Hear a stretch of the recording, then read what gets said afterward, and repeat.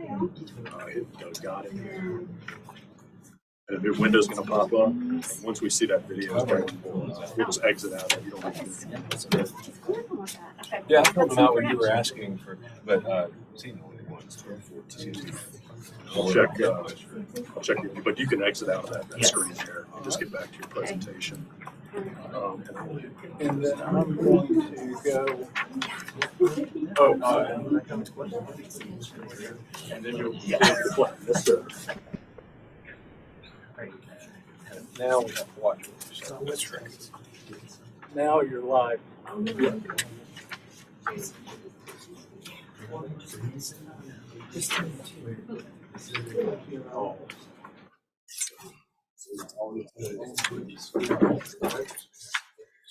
You didn't load us up too badly. Nope. One December meeting, so thank you. It looks worse than it is just because it's long. You have one additional right since we got.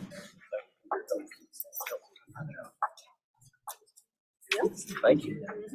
Where are you all spending the holidays? We never go anywhere for Christmas. We stay home. Okay. And that means that both families will Have It's a fun. very stressful time. I was talking to another friend whose family comes all the way from Texas for the presents and everything else. And she was very stressed.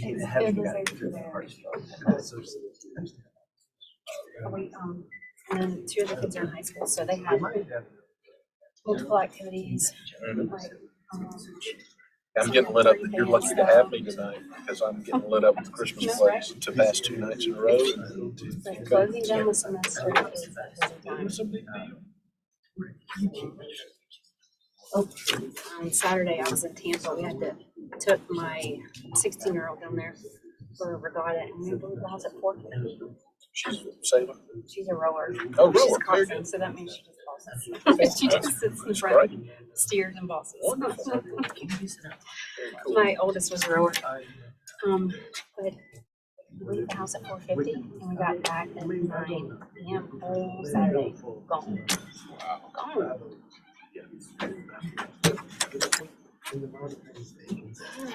Modern day teen travel sports are a thing.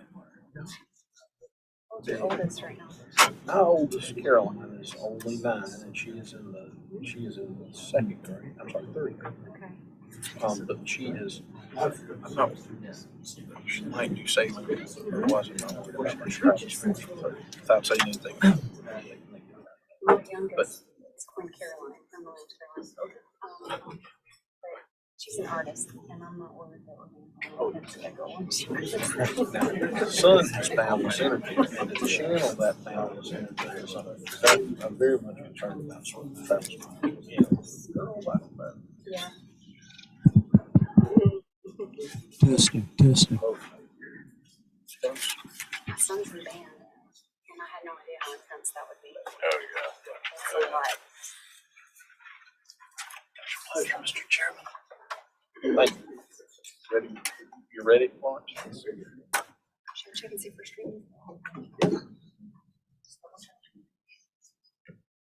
I had that ready.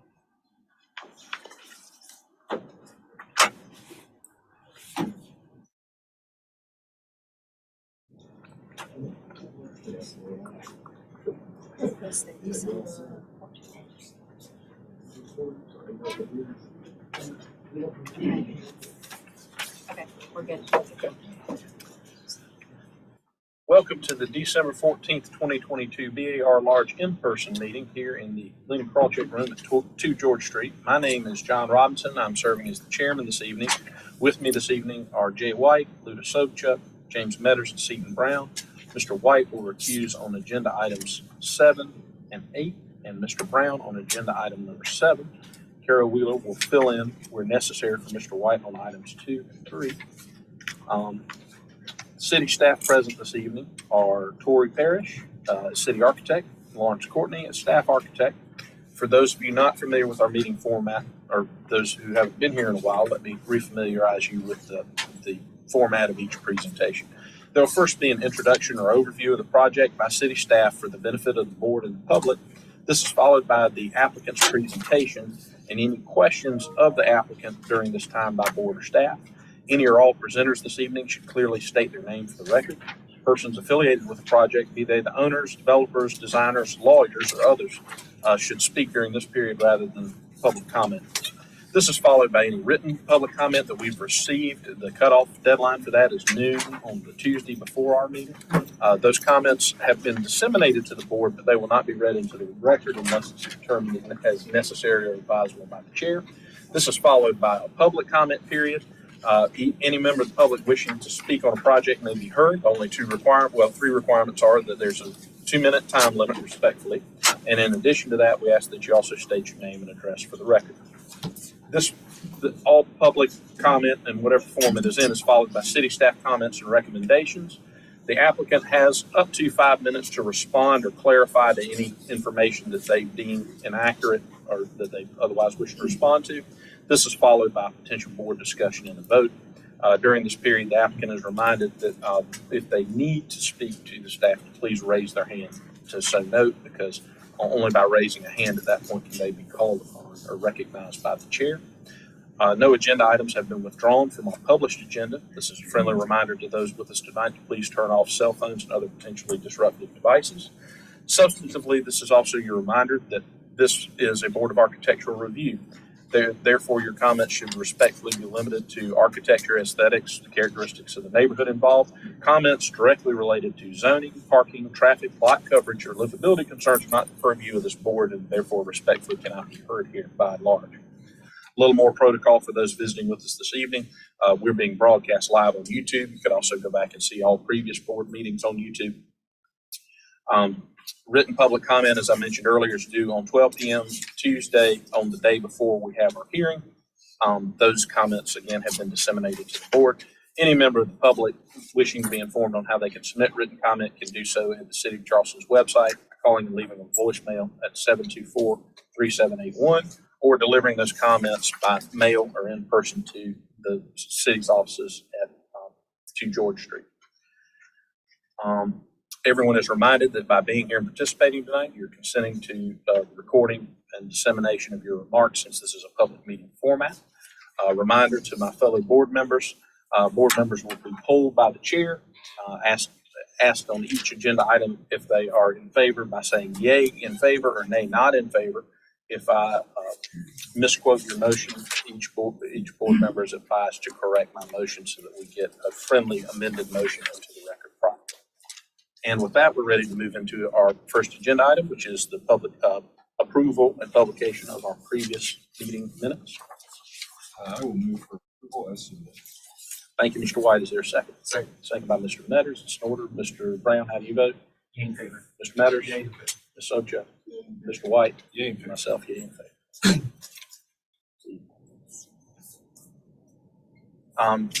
We'll move on to agenda item number 2, 72 North Market Street. Thank you, Mr. Barton. All right, we'll introduce 72 North Market Street. This one is new construction, but it's requesting a second one-year extension of conceptual approval with an additional floor for architectural merit and contacts for a mixed-use project originally granted on December 11th, 2019. This one is in the Ansonboro neighborhood, and the height district is 3.5 and 4, and it's in the old and historic district.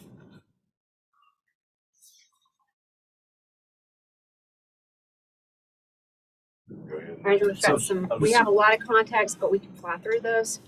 Actually, if anybody needs them. Being vested rights action, I'll just go ahead and move for approval. Yeah, it's ministerial. There's a motion to approve by Mr. Second. White, second for Mr. Metters. Mr. Brown, how do you vote on the extension? Yea in favor. Mr. Metters? Yea. Ms. Sobchak? Mr. White? Yea in favor. Myself, yea in favor. Okay. Sorry, Tori. That'll save you some brain damage. Sorry, Linda. We appreciate all that. All right, item number 3 is also an extension. This one is 360. Well, this was not an extension. I'm sorry. Let me rephrase that. 363, 367, and 369 King Street. These are requesting reapproval for the demolition of some rear additions. The categories are listed here as 3, 4, and 4, and the projects were built 1981, 1955 to 67, and post 1973. These are in the old and historic district. And then we've got some context for you. We get through all those. That's Item okay. number Just two, roll them. contact slides. Thank you.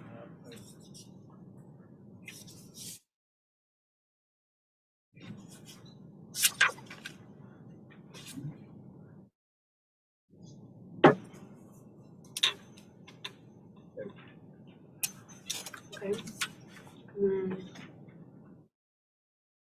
Location, nothing up against King Street in this application is visible. Nothing that's, nothing in this request is visible from my public right away. This is the King Street portion, and then we're gonna have Ms. Brower present. Thanks.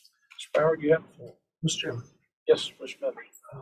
if there's no objection from anyone on the board, and if there's not anyone here in opposition to this, and there are no comments that are going to be made from the public, Made make that the motion. This was actually one I was going to consider doing that this evening. Is there any member of the public with us this evening that wishes to oppose or otherwise comment on this proposed demolition request? Okay. Okay, then we'll do a regular presentation. Okay. Mr. Bauer, you have the floor. Excuse me. That's okay. So go through with the full. Yeah, go ahead, if you would, please. I am happy to. So good afternoon, my name is Kira Brower. I'm an architect with LS3P. I'm here on behalf of our client, STAC. This demolition request was made back in November of 2020. We missed our renewal date by just a few days in the past month. So we're here today requesting demolition for these 1980 structures that are located behind these three King Street buildings that you can see here. As Tori mentioned, they are not visible from the public right of way, nor are they visible from the rear of the property here. They're really kind of tucked in to this site. And you can go ahead to the next slide. This is an aerial view of the properties. You can see the dashed red line, which kind of delineates the difference between the additions and the historic buildings. And the next slide is just another view of this. If they continue on.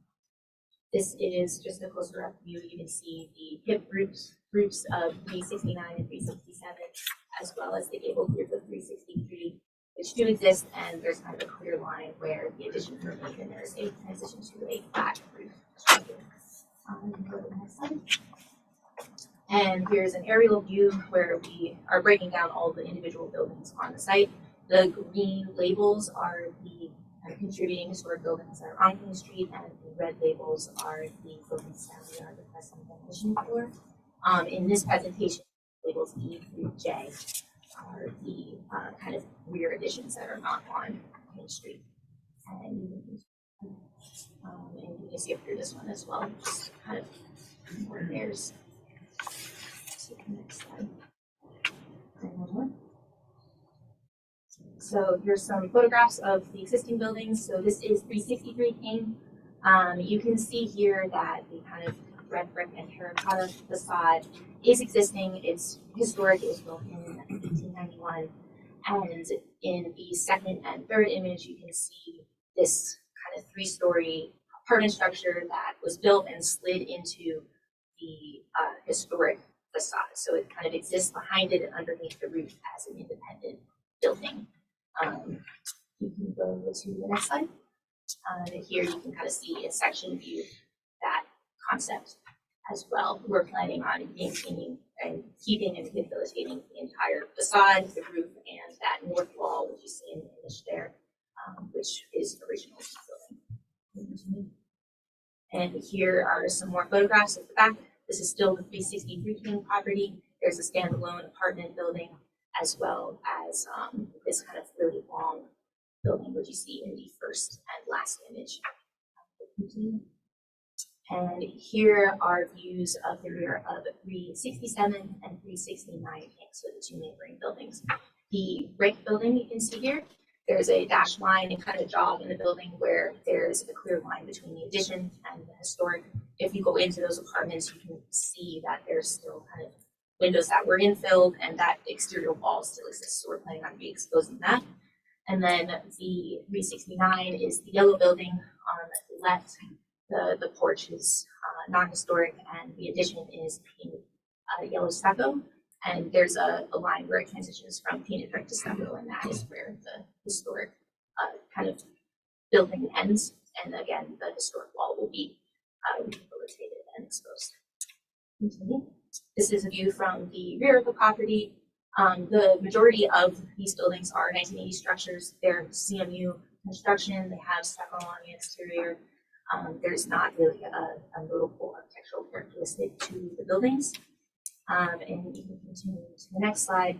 This is the rear warehouse of the 369 King property. It's a one-story warehouse addition. This is from what we believe 1950s, based on the Sanborn maps, so it is considered historic by its age. It does not have any notable exterior characteristics. It's a standard building. You can see it's not really the best shape on the exterior. And if you go to the next slide, you'll see these are interior shots of the building. The roof was replaced at some point in time. It's a metal stud flat roof. And you can see in the images as well, there are some brick portions, and that's actually the front half of the building that we will be maintaining, and this one will be removed. And these are the Sanborn maps. You can continue through these when you get to maybe the 1951. So this, you can see that letter H is where we believe was the original construction of that warehouse building. And if you go to the next one, you'll see it exists, and one more is the addition where it was kind of connected to the front. So that's in 1967 is where we believe the construction is as it is today. We can continue on. This is just some more historic information about the 363 King building. You can see the image on the right is the new 1980s construction being inserted behind the facade. So in summary, the structures we're requesting for demolition are not visible from the public right of way. 4 of the 5 are not considered historic, and none of them are positively contributing to the historic fabric of Charleston, and therefore we do not believe their removal will be considered a loss, and the apartments themselves are a bit obsolete. And that is what we're requesting today. Thank you, Ms. Pryor. Let's see. No written comment on this one. No written. Is there any member of the public with us this evening wishing to be heard? Please approach the microphone. State your name and address for the record. Hi, Susie Martineau, 369 King Street, Apartment C. So I don't know if this is the right place to voice this, but we live on that top apartment with the bed. And I want to figure out what that means for us. We moved in January of last year. We worked very hard to get to this apartment. When I read all about, what's going on, they're basically wanting to remove my kitchen, my bathroom, my bedroom, and the whole patio, which gives us no place to live. Yes, ma'am. And so what I would say is if you would like to speak to the demolition itself, that's fine, but I can tell you as an attorney, it sounds like you probably need to speak to your landlord or legal services or something like that. They're not very helpful. So I also wanted to know, who do I contact with the architectural? Is it the company? So to find out when this is even happening? You may contact city staff to Okay. get better information about a timeline for the demolition, but if you're concerned about your individual legal rights. No, you should probably- I know we have no leg to stand on. Okay, I okay, just need to be able to make a plan to move forward, and this was all thrown on us last minute. great. So whoever I can contact, is that? Tori, Parrish, or Lawrence. You will be reach able out to to me help and assist you. I'll try to help you get some Okay, information. but do you have some contact? Yes, we can get that to you in just a I minute. appreciate it. And I know that this is not what this is about, but for those of us who all have a residence there, it's quite disturbing. I can understand that it's important to be heard, so we'll Okay. get you that information, even though Okay. that specifically is not the purview of this board. We're glad to help. Okay, I didn't know. Just wanted- Any other member of the public wishing to be heard on this agenda item? Hearing none. City staff comments or recommendations? What do you have? Sure.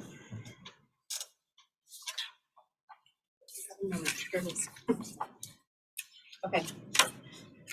All right, this is a request for a reapproval of a demolition approval which was lapsed. The scope of work previously approved is unchanged and staff's position has not changed on the demolition of these rear additions, which are not visible from King Street or another public right of way. Therefore, we're recommending approval of the previously approved demolition. Thank you, Tori. Any response, Ms. Brown?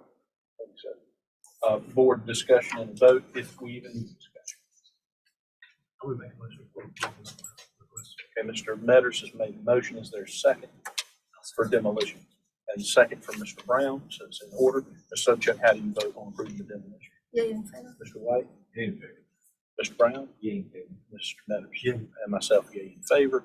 Demolition passes 5-0. Thank you to the applicant for a thorough presentation as always. All right, we're moving on to agenda item number 4, which is 367 King Street, and this is the hyphen between 367 and 369. Requesting reapproval of partial demolition of existing hyphen between 367 and 369 King Street. This one was originally approved at BARS on August 27th, 2020. All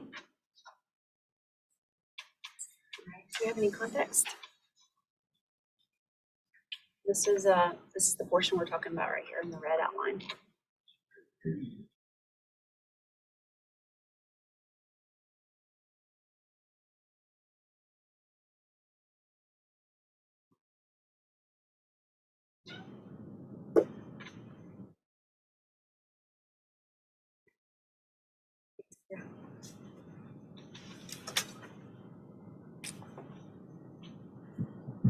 Would you all like me to go through the full presentation of this one as well? I'd be happy to do that, or to go straight to specific questions. I think we can just repeat the same request to the audience to see if there's anyone here that would wish to speak on this item. Here none. Yeah, I think we're comfortable with head with both. I'll introduce a motion for approval. I get to read. Please Well, read the staff I- comment. Okay. Have a formal Let me read the staff comment. Okay. Turtleneck. Okay. This is a request for a reapproval of a demolition approval which has lapsed. Scope of work previously approved is unchanged and staff's position has not changed from the August 27th, 2020 BARS meeting where the staff comment was, although the form has existed for several decades, any historic integrity has been lost except for the vestiges noted to be retained. So we are recommending approval of the partial demolition. May I amend my motion to include staff comments? You may, Mr. White. Just needed to air that Good out. friendly amendment. Is there a second to Mr. White's motion? A second. Mr. Metters seconds. Mr. Brown, how do you vote on the demolition? Mr. Metters? Ms. Sobchak? Mr. White? Myself, yea in favor. Thank you to the applicant.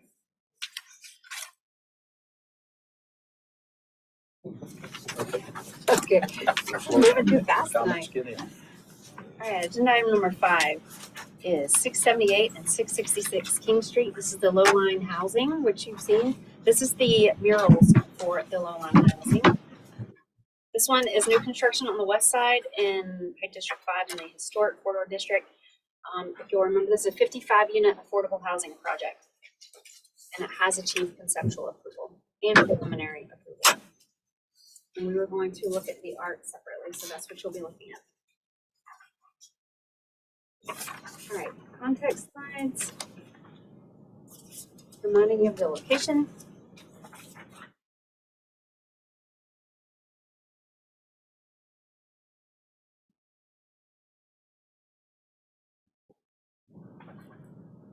Okay, we're ready, Brent. I'm Brian Hustler with Northwest and Smith. I think the board's pretty familiar with this project. Today's goal is just to go over the mural. So when we were here last, we had a request from the board to come back with a separate submission for the mural. So since that time, NEG, the developer, has solicited multiple proposals from local artists to develop a scheme for the mural that incorporates the character of some of the local street art in the immediate vicinity of the project. After reviewing all the proposals that were received, NHE selected Jonathan Rickema, and he is a graduate of the College of Charleston, a local artist. His work has been displayed at the Hazley Institute, the Gibbs Museum. He's relatively well known locally, and we think his design enhances the overall project. In addition to that, we understand the final design of the brick and colors will be improved at the sample panel under construction. But I do want to mention that we've revised our brick to be a single color. Previously, there was a field and accent color. It's also a little bit more crisp than it was before, but I think works well with the modern language of the building. And we've also, one of the big comments last time was the boldness of our green. So you can see we've kind of muted that a little bit on this scheme.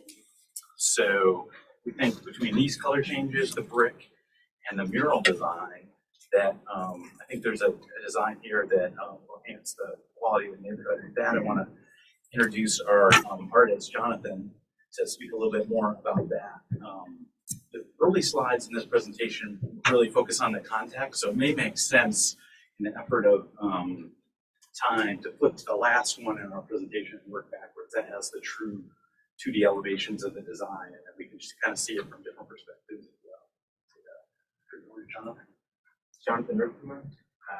Yeah, these were some concepts, some concepts that we're playing around. The ideas of the mural are to interact with the architecture of the building. Well, I live just a couple, like a mile from this, so I frequent the low line, or what will be soon the low line. So I travel up that a lot, that path, and then along those streets, a lot of bike riding.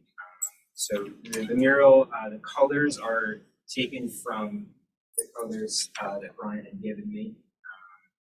And so that's playing off of the building colors. And then, yeah, the structures, it's kind of organic and some more geometric shapes that interact with the architecture of the building, trying to give some life to the building for the spectators or those passing by. On the low line when that comes, or the tenants of the building. And that's kind of draws you around the building.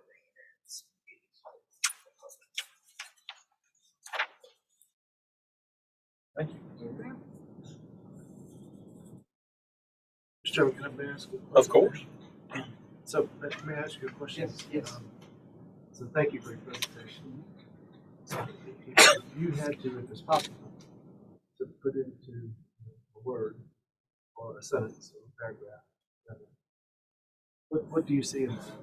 What do you see when you look at it? How does it speak? Well, I think there's a certain energy that comes with that. And I think when, each city has their own characteristics of energy. And there's some playing with others, that these shapes are all within a certain wall, but they're all kind of working together, but they're all unique as well. So I think there's a kind of a language in that way, where there's energy and there's some individual uniqueness, but they're all kind of put together to work together. And with the material that the mural is applied on top of, and then the material that you're using to create it, what do you think it will look like in 10 years? So they're all, in 10 years, it shouldn't fade, at all. A lot of the materials I use are professional grade, mixture of exterior paint rolled on, and then also a high grade aerosol. With these colors, mostly with the black would be the aerosol, and with that, it can stand 10 to 15 years without fading. I had recently done one about 6 years ago, similar in context, and it's still, every time I go by, it's still vibrant. Thank you. Yes, sir. Right. Our design documents are also calling for a clear protectant to be put over the mural when it's done too, so that should extend the life of the mural a bit longer. Very good. Thank you to the applicant. Comments? Yeah. Anything else? Okay. Very good. Any member of the public wishing to be heard on this agenda item, this proposed mural? Being none, city staff comments. Number one, while the murals lack contextual references, staff finds the graphics visually pleasing. Two, the mural panels serve as a foil to the solid panels, offering texture and contrast and are designated to limited locations. And three, the proposed graphics allow for the tweaking of specific hues, values, and saturations if needed once the final materials are in place. And we are recommending approval, though staff defers to the board if a more contextual approach is desired. Any response from Mr. Besler, the design team? Okay. Board discussion on this agenda item. Well, this is our work at its most subjective. But, you know, traditionally we've approached murals as being, well, is there anything deeply concerning about this proposal? And I find nothing. And I think that the expression that's intended here, the description of it is compelling. So I agree with staff. I would tend to agree, Mr. White. It's we have artists with a track record here in the Charleston community who's given some thought to contextualizing it, given some explanation. I think with artists, a good deal of established artists, a good deal of deference is in order. Further board comments? I just have one question. Of course. I agree with both of your comments, but just to be thorough, I'd like to ask you again, tell me the projects you've done before here. So the murals are just murals. Murals I've done, obviously, marketing on 654 Main Street. That's up behind the Daily. I just finished up a couple in the interior of the new music farm on Main Street. And then I'm currently working on one on Main Street. So I just think it's an important question because, you know, we're not calling on a lot of experience. That's not what we're making this decision on. We're making a decision on it because we like it. I just want to be right. So, thank you. Further board comments? I think it's the building design as its architecture is pretty simple and straightforward. So adding dynamics to building like that is very attractive to me, and particularly when again we're traveling by 26 and there's inviting you into the city, which should be art-driven city as we have. So I agree with staff and I agree with everybody on the board. We should approve it. Yeah, as an entry point to the future of Redline, we need something vibrant, dynamic, and exciting. And I think that this project certainly satisfies that. Good. Further comment or motion? I'll introduce a motion for approval with board and staff comments. Mr. White has made a motion to approve the mural with board and incorporating board and staff comments. Is there a second? Subject seconds. Mr. Brown, how do you vote on this agenda item? Yay in favor. Mr. Meathers? Yeah. The subject. Mr. White? Yay in favor. And myself, yay in favor. Thank you to the applicant. Yeah, thank you.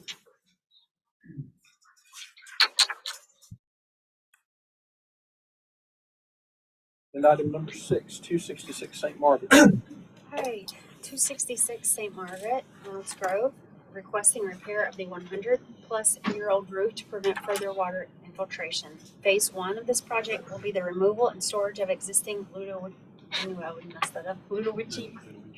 roof tiles. Phase 2 is the reinstallation of the existing tiles on the west and south, and then east elevations and north if possible. If the tile amount is insufficient to cover the north elevation, a similar tile will be installed temporarily. The temporary tile will remain on the roof until early 2024 when the replacement tile arrives. This one is a Category 1 building. It's in Wagner Terrace, was constructed in 1786, and it is in the landmark overlay. Or I'll share with you if you're from Georgia, it's Ludowici. So that's okay. Okay. Mr. Chairman, this almost falls into the category for me also. There are no objections anywhere. Yeah, I hate to Y'all steal are Mr. speaking Keith's a lot. thunder. It looks like he's ready to go over there. But, I think this might be an easy one. Is there any member of the public that wishes to speak negatively on this proposal? Yeah. Okay, I'm not seeing anything from Historic Charleston Foundation, so that's good. Mr. Keys, do you feel compelled to speak tonight? I do not. I think we'll paint ourselves into a decision here. I make motion for approval. Mr. Metters made a motion to approve. Is there a second? From the subject. It's a great Motion's therefore in order. Mr. Brown, how do you vote on this agenda item? Yay in favor. Mr. Metters? Yay in favor. The subject. Mr. White? Yeah. And myself, yay in favor. Okay. During the Lawrence wrote a really good staff comment. We really appreciate it. It helped inform our decision. That's right, that's a compliment to you. The issue's resolved. Thank you, Mr. Keys. Number 7. Number 7 is 80B St. Philip Street. This is McAllister Hall at the College of Charleston. This building is not rated. Radcliffe Borough neighborhood. It was constructed in 2002. Old and historic district. They are requesting final approval for repairs and alterations to this College of Charleston dormitory. Got some context to show you where it is.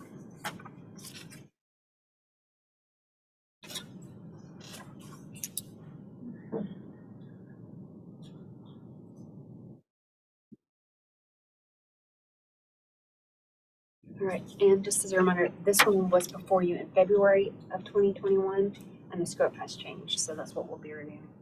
All right, we will have Eric Bennett.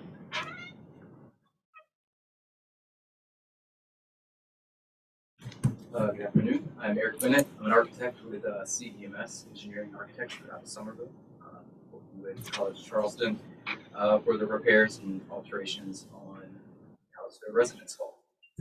So this project, as you said, was previously before you, I think, recommended for staff approval.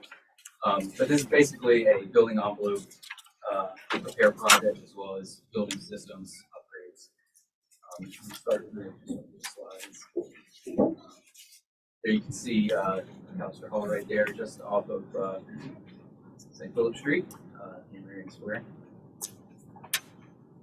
Floor plans, so the building is a conglomeration of different buildings between 4 and 6 stories tall around an interior courtyard that are connected by walkway. So it's a really complex set of buildings that connected and all the varying heights. And, so it's really interesting. Some more context photos. These were taken a couple years ago, but buildings in similar condition.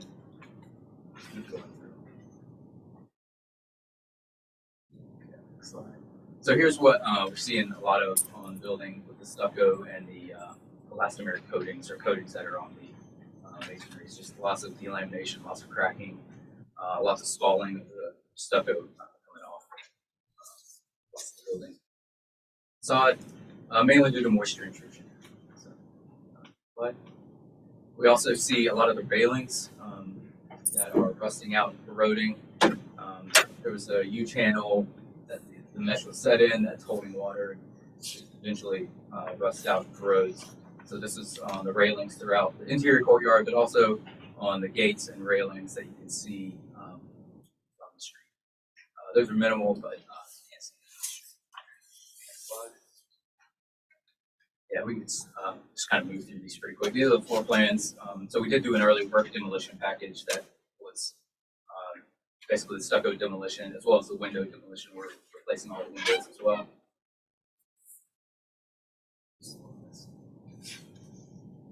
A lot of sheets here.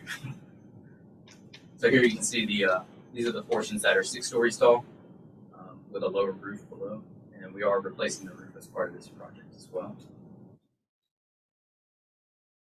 The elevations, again, this is just that early work demolition package showing the stucco removal and window removal. There is some brick on the exterior facades too. The brick is in good condition. Doesn't need much repair. We're just flashing the new windows that go in there, repairing some flashing work. Some building sections. We are doing some interior work, but it's minimal, mainly casework. Yeah. Not a place for that. Just some demolition detail. So here, keep moving through these floor plans. So both the lower roof and the upper roof we're replacing with a modified bitumen system.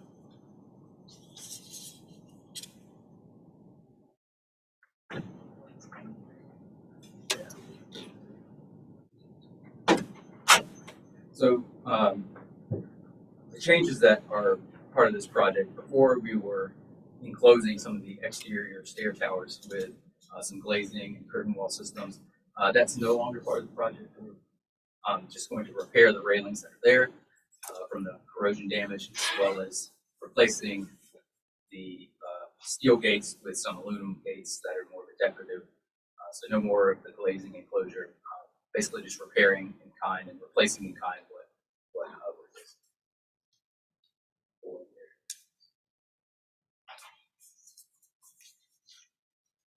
Interior elevations.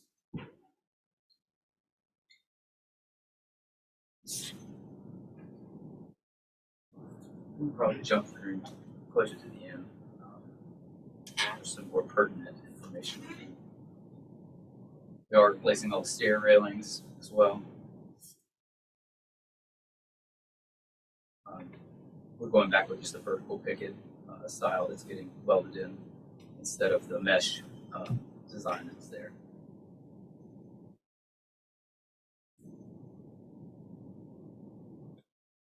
So here's elevations of some of the new gates that we're putting at the bottom of the first floor of the egress stairs. So these gates serve as emergency egress from the building. These are not entry gates. They have access control on them that the college is working on. But so what you're seeing here is a similar design to what is already existing on the building in other locations. It's an aluminum system and decorative to match what is already there. So that's the elevations of the gates that we are replacing at the 3 stairs. Is the current system aluminum? The current system is steel. Probably part of the reason it's corroding. But there is some aluminum gates in the project, but not on the ones we're replacing. The aluminum that's there is in good condition. It's match it in size of the aluminum tubes and paint finish.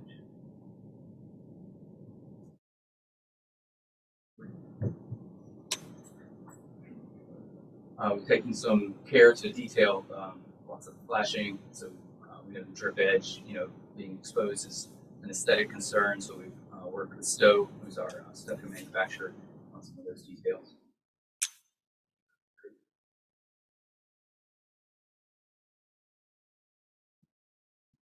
Placing the roof, placing all the scuppers and downspouts.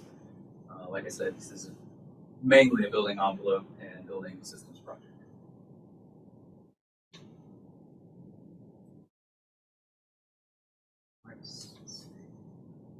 Like I did say, we are replacing all the windows and reflashing. We're still flashing, head flashing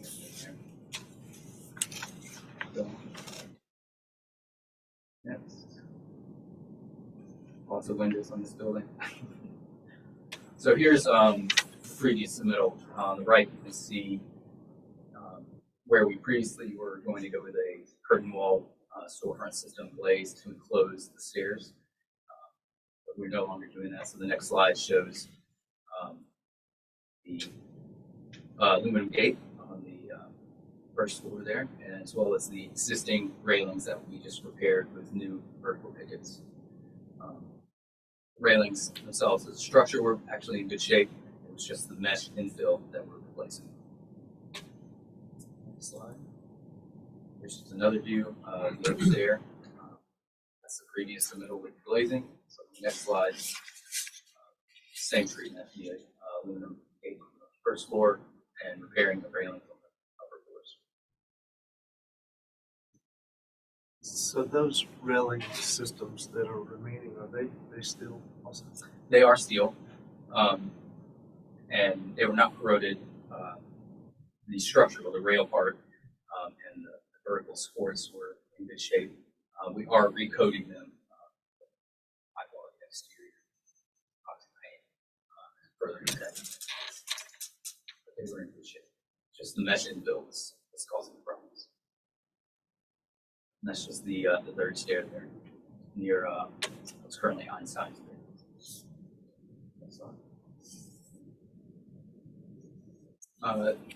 Yep, just overall exterior views. Mechanical equipment that is going on the rooftop is on in this or in these views, and it's just not visible from the sidewalk, so that should not be a concern. Views from the corner of St. Philip's and Van Cross.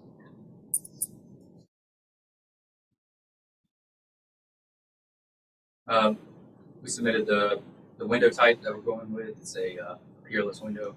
It matches in frame depth, frame width, and to the existing. It's going to be a fixed window instead of a sink hung, and we are getting a custom color to match the existing windows that are there. We'll match in size. Here's just the window elevation.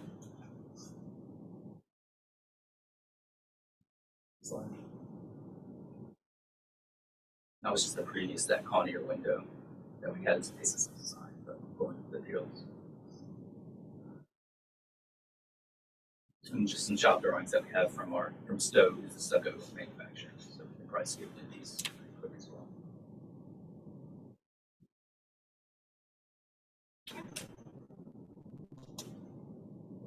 Let's get through those lines. Okay. Just that was the detail of that transition from stud walls to masonry, which we really want to take a look at. And yeah, the drip edge aesthetic, we're trying to work with Stowe on every detail that keeps the integrity of the building on board. Slide made for Mr. Metters.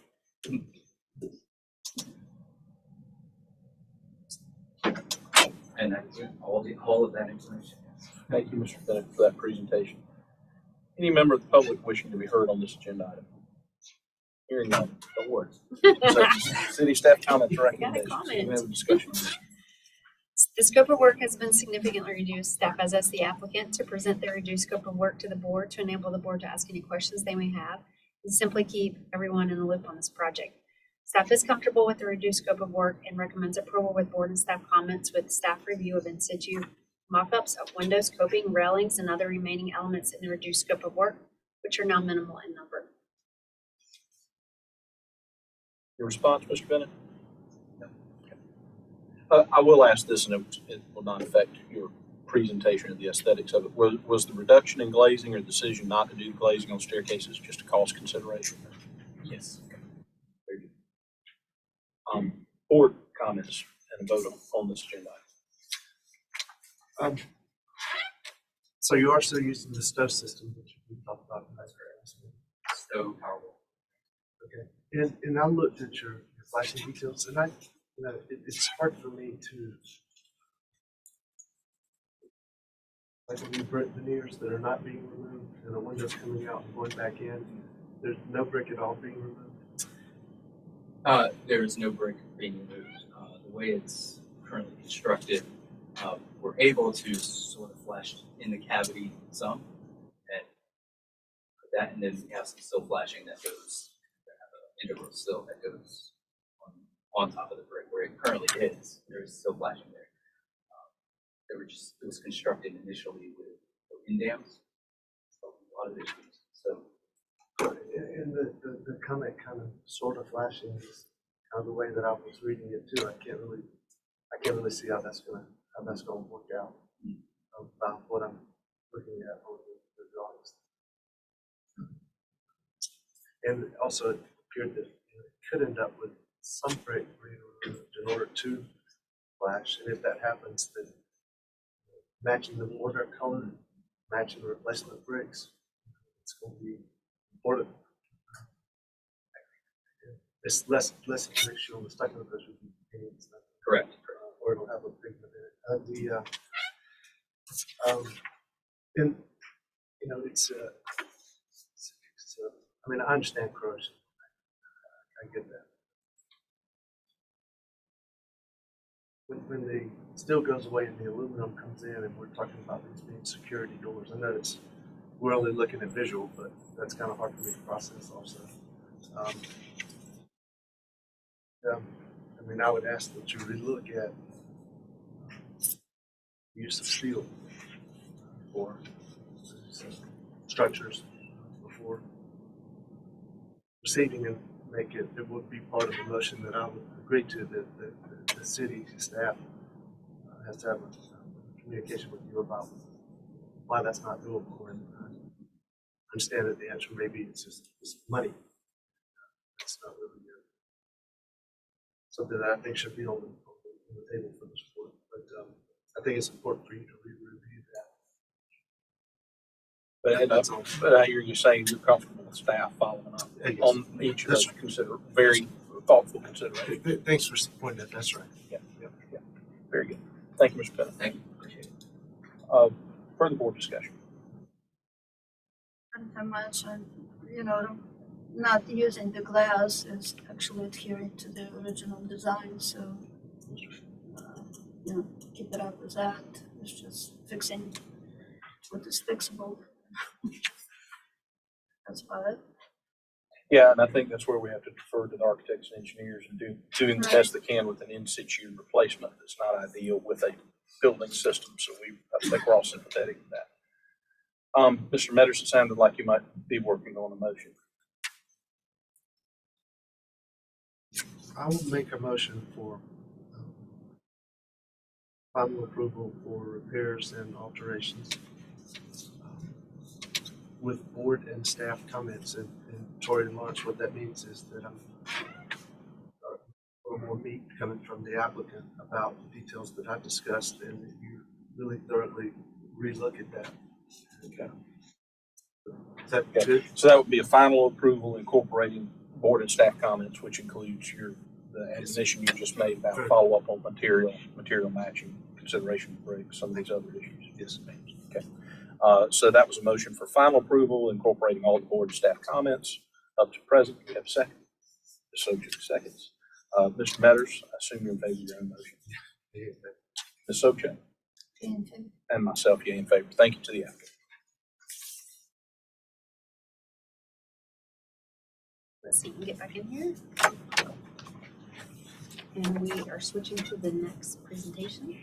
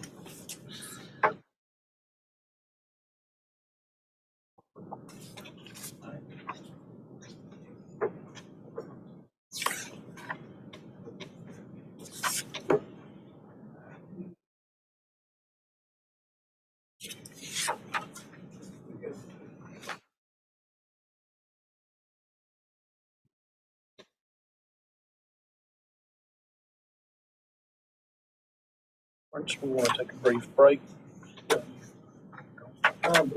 If we might have 10 minutes. Yep. If we be at ease for 10 minutes, a restroom break, whatever you need while we work on a minor technical matter.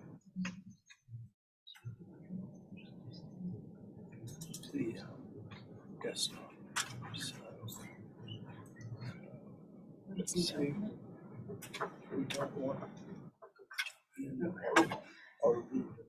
Can we just minimize that?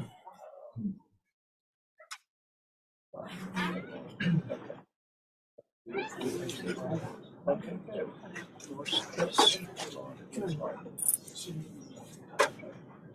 But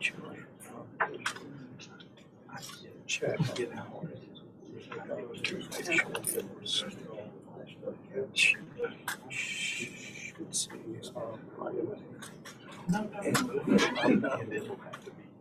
know,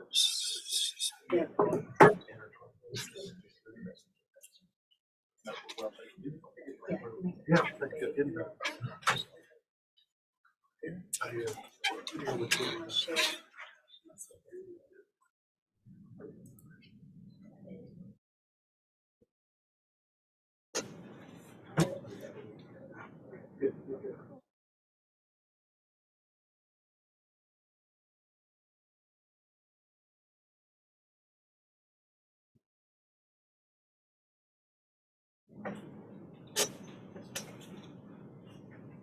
I meant to tell you that everything was so big that we had to split it up. Okay, sure. No, that's fine. We're still on break, so please take your time. Are you set now, though, Lauren? Yes, of course. Yes.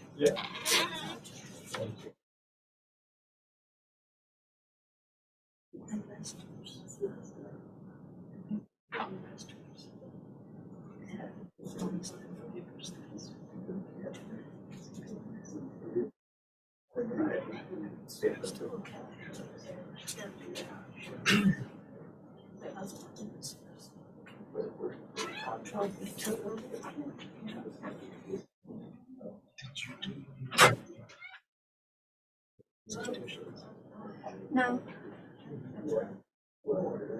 I keep saying, do they want to work with you? Where are you? Oh, that's great. I haven't seen no relationship with them.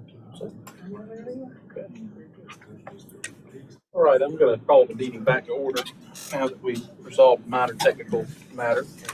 And all essential staff have had a chance to come back. Agenda item number 8. Number 8 is 99 Jonathan Lucas Street. This is MUSC's College of Nursing building. The building is not rated. It was constructed in 1955. It's in the Old City District. They are requesting conceptual approval for new entry at ground level facing Jonathan Lucas Street with the new canopy and bluestone patio, new brick and stair railing to match existing. We've got context here.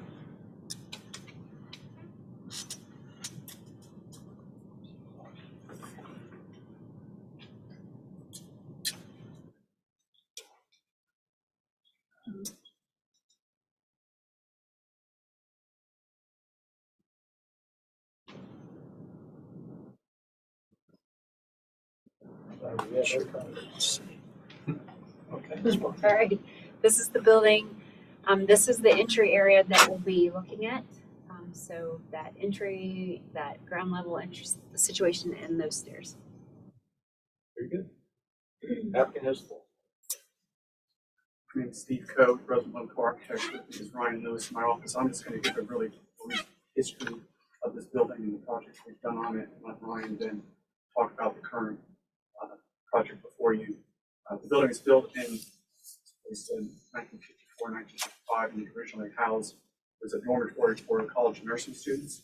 And the floor plan is actually in the shape of a nursing cap. Interesting little note about it. Originally, the ground floor, first floor, served more as utility space for the building, and there was no entry to that space from Jonathan Lucas Main Street. There was a rear entry door and side entries that led to the stairwells that served the rest of the building. In the early 2000s, we renovated the first floor to become the one of the state's nursing simulation centers. And it's been that space since we renovated it, but current work on campus is building a new simulation lab. And so the simulation lab that's in the first floor of the nursing building will be moving out. We also, in later 2000s and 2012, we renovated the upper floors of the building that became offices for the College of Nursing. But the College of Nursing offices did not, in this day, not have access to the first floor. They served as two separate departments. Nursing Simulation Center was not part of nursing offices.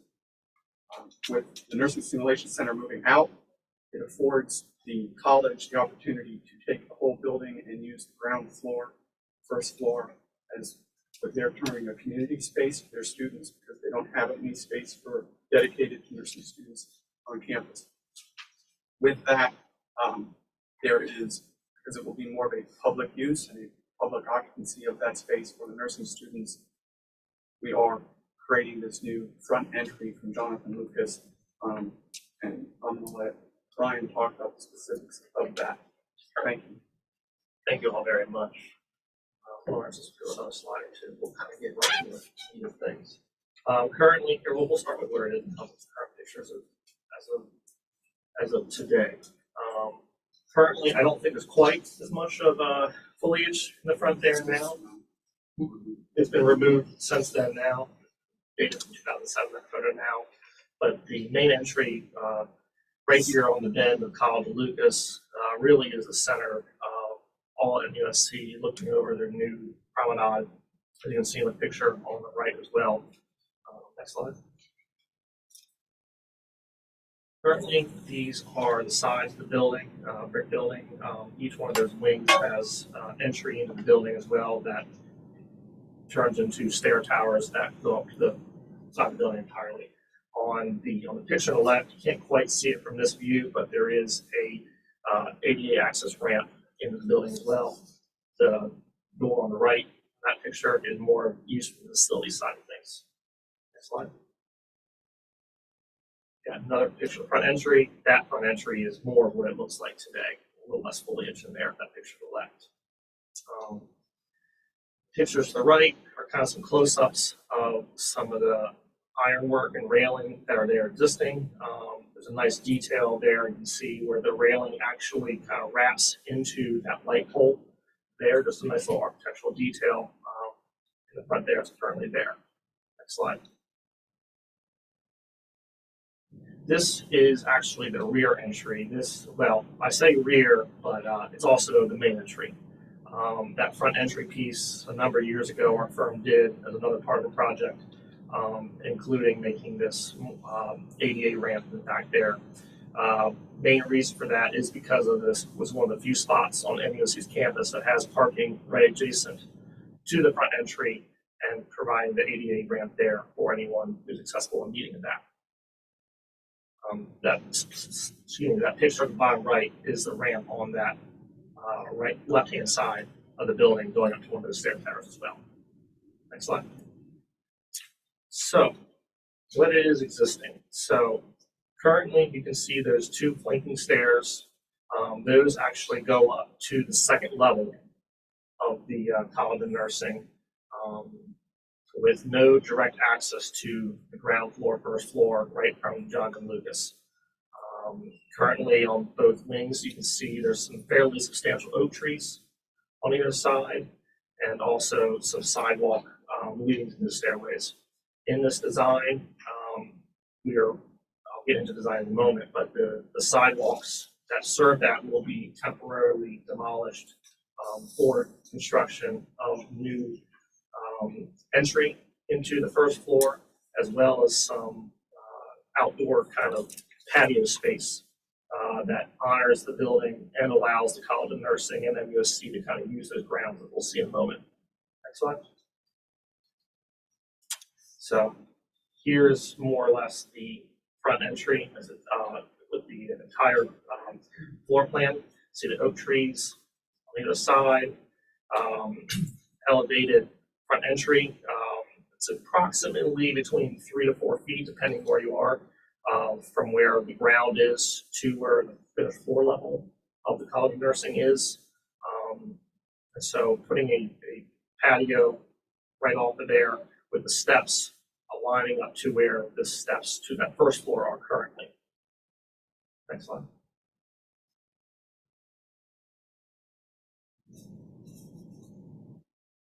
I think next slide is. There you go. So here's a close-up, and here's a little bit more close-up of the demolition plan of kind of what the sidewalk is existing, of kind of removing the landscape there, removing the sidewalk. I spoke about earlier. Next slide. So close-up of what's proposing to come in. Having new bluestone patio up front at grade level, lining up with the existing sidewalks, making this more of a plaza promenade. There is bus drop-off right there, so for the students. So thinking about how we keep this open, and really there's a lot of traffic that kind of goes through here, of kind of recessing the entry closer back to where the stairs are currently, and then going into where we talked about the steps going up into a smaller plaza where it goes to the new front entry. And then you see as well, we also have a note on there that says copper roof steel canopy, providing a covered entry point of going into this new renovation floor plan. Next slide. So there's an exterior elevation of it.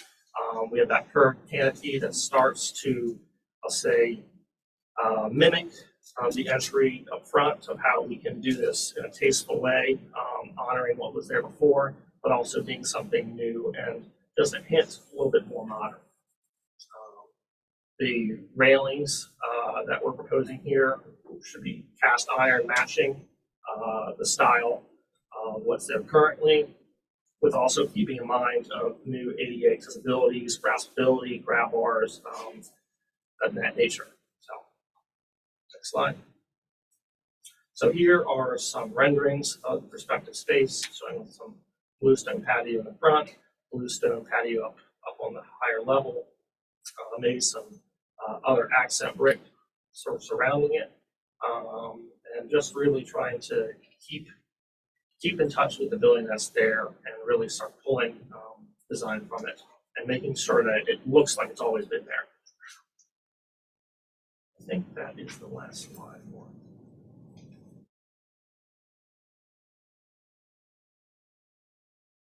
Any comments, questions? Any comments or questions from the board at this time? Hearing none. Do you have a, I just can't remember, is there a photograph of the front prior to work and work afterwards, side by side? I think there's, go back to the beginning. It doesn't matter if we could just go to the one before and the one after. Just to, Yeah, we have a side by side, but that, that's that's right fine. there. That's fine. Yeah. Yeah. That's it. That's it. Thank you. Public comment on this agenda item. You can all set for the moment. City staff comments, All right. recommendations. With the goal. Oopsies.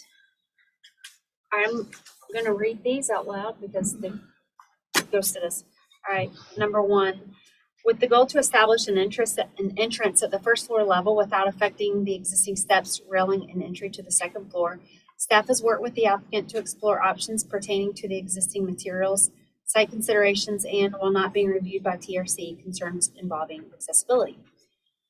Two, Janet Schumacher, the city's ADA coordinator, was asked by staff to weigh in on what she might recommend. Despite the existence of ADA compliant ramps at the rear and one side of the building, she strongly urges the applicant to provide access at this location as well. Bomani, director of MUSC Construction Design, citing unspecified safety concerns, the existence of 2 ramps already in place providing access for the building, and site constraints related to the existing trees, indicates that MUSC will be declining to place a ramp at this location. And then the recommendation, while acknowledging that ideally all entries should be accessible, staff is comfortable with the existing access to the building and this entry design and recommends final approval with board and staff comments with final review of 4 permit drawings by staff. Thank you. Sorry about that. No. Any response from the applicant? I'll just add, we did work with city staff and we looked at several options on a ramp up front, but the elevation being almost 4 feet, the ramps end up being about 60 feet long, and architecturally it's extremely challenging and detrimental. So working together with Bill and USC and staff, we think this is the right decision. Thank you. Thank you. Board comments or questions of the applicant? So, Lawrence, I'm sorry I didn't write the number of the slide down, but there's one slide that shows one of the side doors, the entries to the side door with it's on the left-hand side of the screen. Yeah, down in the middle. Go back one slide, or 2 slides. Yeah, right there in the middle. So you see how that's squared off in that pediment. If we take that and go back to the proposed construction.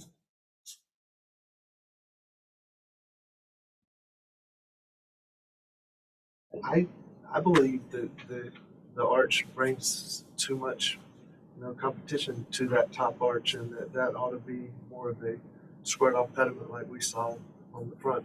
The way that you've designed it, I think it looks great. You're using the wrought iron for the rail, and the materials are all solid, but having that squared off at the bottom, to me is more consistent with other primary entry doors that are on the side, and that's my thought. Thank you, Mr. Meadows. I agree there's a little bit of a quandary here that came up in the applicant's responses, which is you're correcting an original design defect. Then you're dealing with a building that's 60 years old. And so you want to complement and you don't want to replicate and make it look like it was an original element. Have to distinguish a little bit from new construction. And so I understand the designer, the architect's dilemma with this, but I agree that there is a reference for how an entry level door should be handled as we have on the side. Interesting that they didn't put it there initially. Board comments. I totally agree.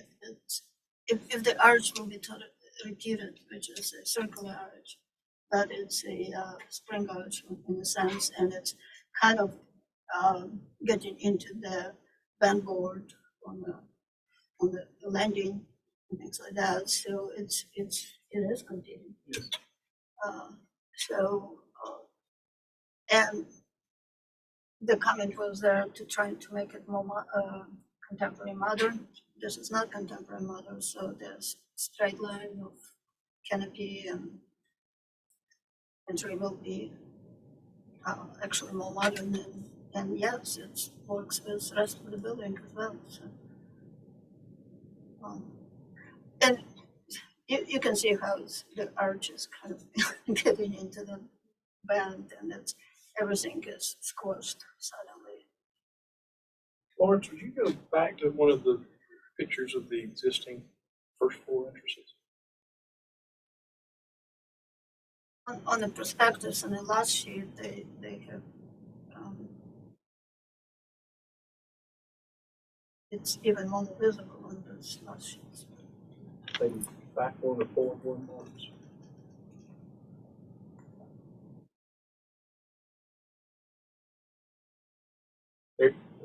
There we go. I think some of that detail is just appropriate. Yeah.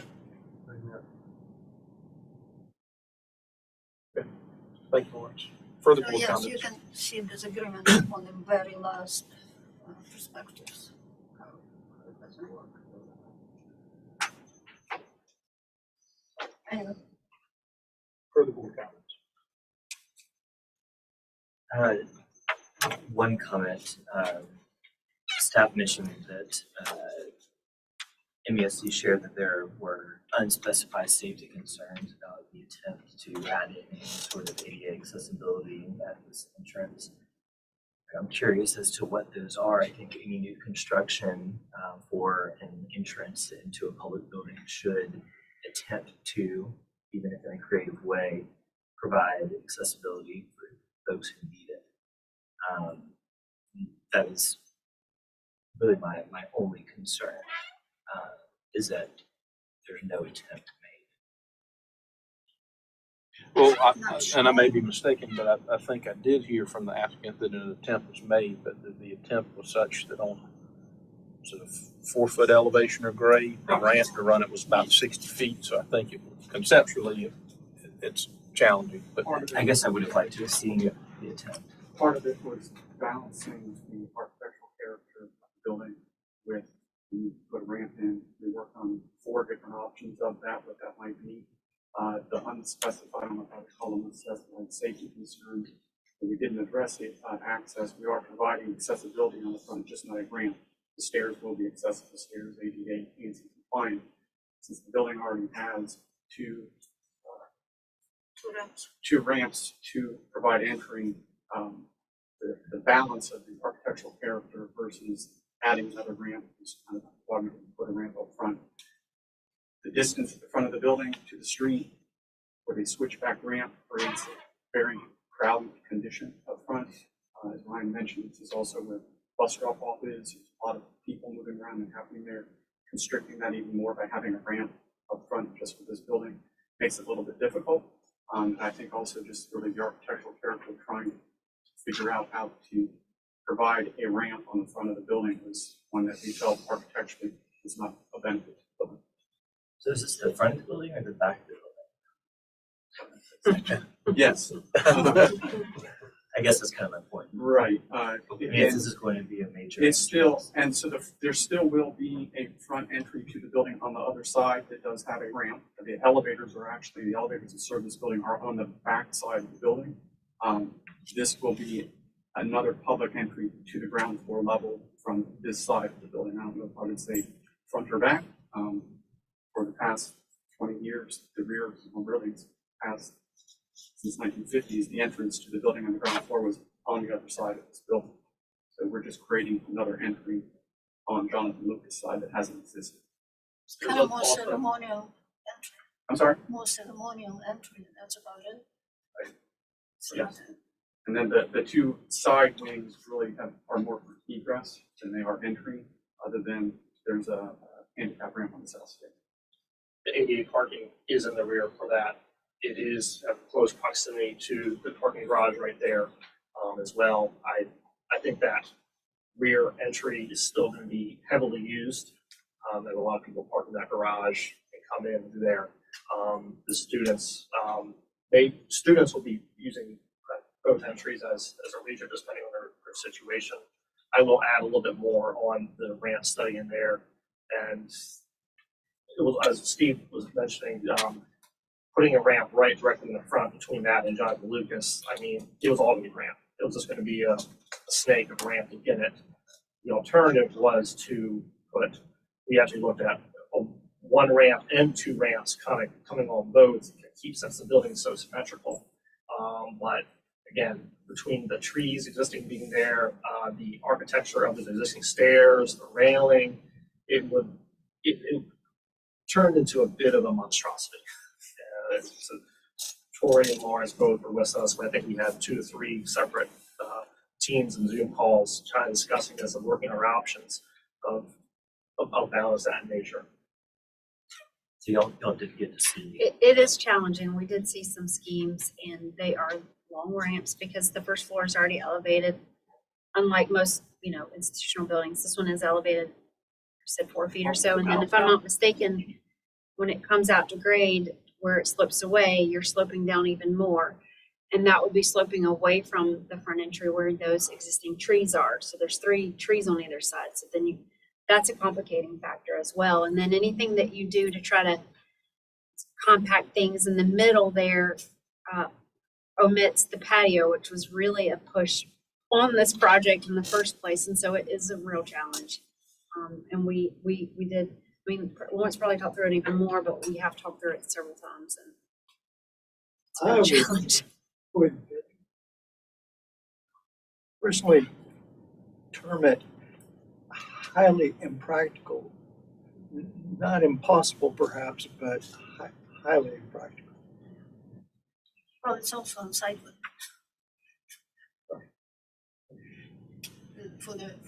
When you think about the character of this building, I think it's a beautiful building. I wouldn't say that there's a ton of character defining features. And so you look at that entry and its symmetry and you're like, this is a key element of this building. So But during I'm the so rain, it's gonna, challenged, particularly when they go out. Even the handicap lift here would not work as well. How I see it. Further board comments or motion? Chairman, I need maybe some help. Okay, sure. So, I mean, I will make a motion for conceptual approval, but I would have to calculate it with the modification or change of the arched opening above the door to be more of a squared off pediment. And I can do that, or I can say, make a motion to deny this because I want it to be reworked and see it next time at a conceptual level. But I like everything else with the exception of that looks fine to me. And So, it's that in the scope of projects we do, that seems minor, but in the context of this relatively simple treatment, it's major. that's right. So, yep. I would say I have no objection with studying script and Would you agree to that and then final approval by staff?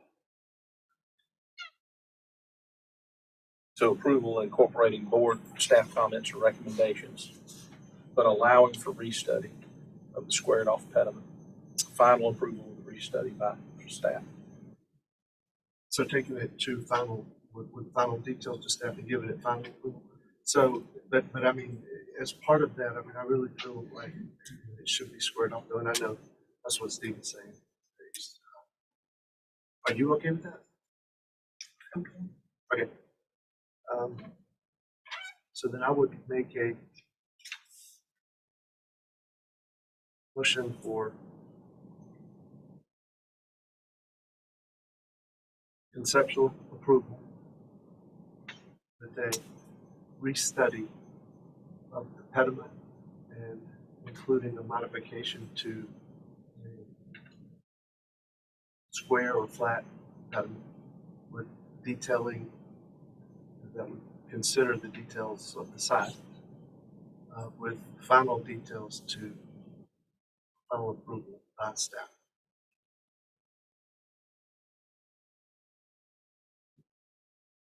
Okay. Mr. Metters, your motion, as I recounted it as best I can with my terrible handwriting, is a motion for conceptual approval incorporating board and staff comments. You did leave that out. With a restudy of the pediment to consideration for squaring it off and considering the existing ground floor entrances to the structure. Final approval by staff. Is there a second? Second from Luna. Mr. Brown, how do you vote? No, not in favor. Mr. Metters? Yeah. Ms. Sophia? Myself, yea in favor. Passes 3-1. Thank you to the applicant. Thank you.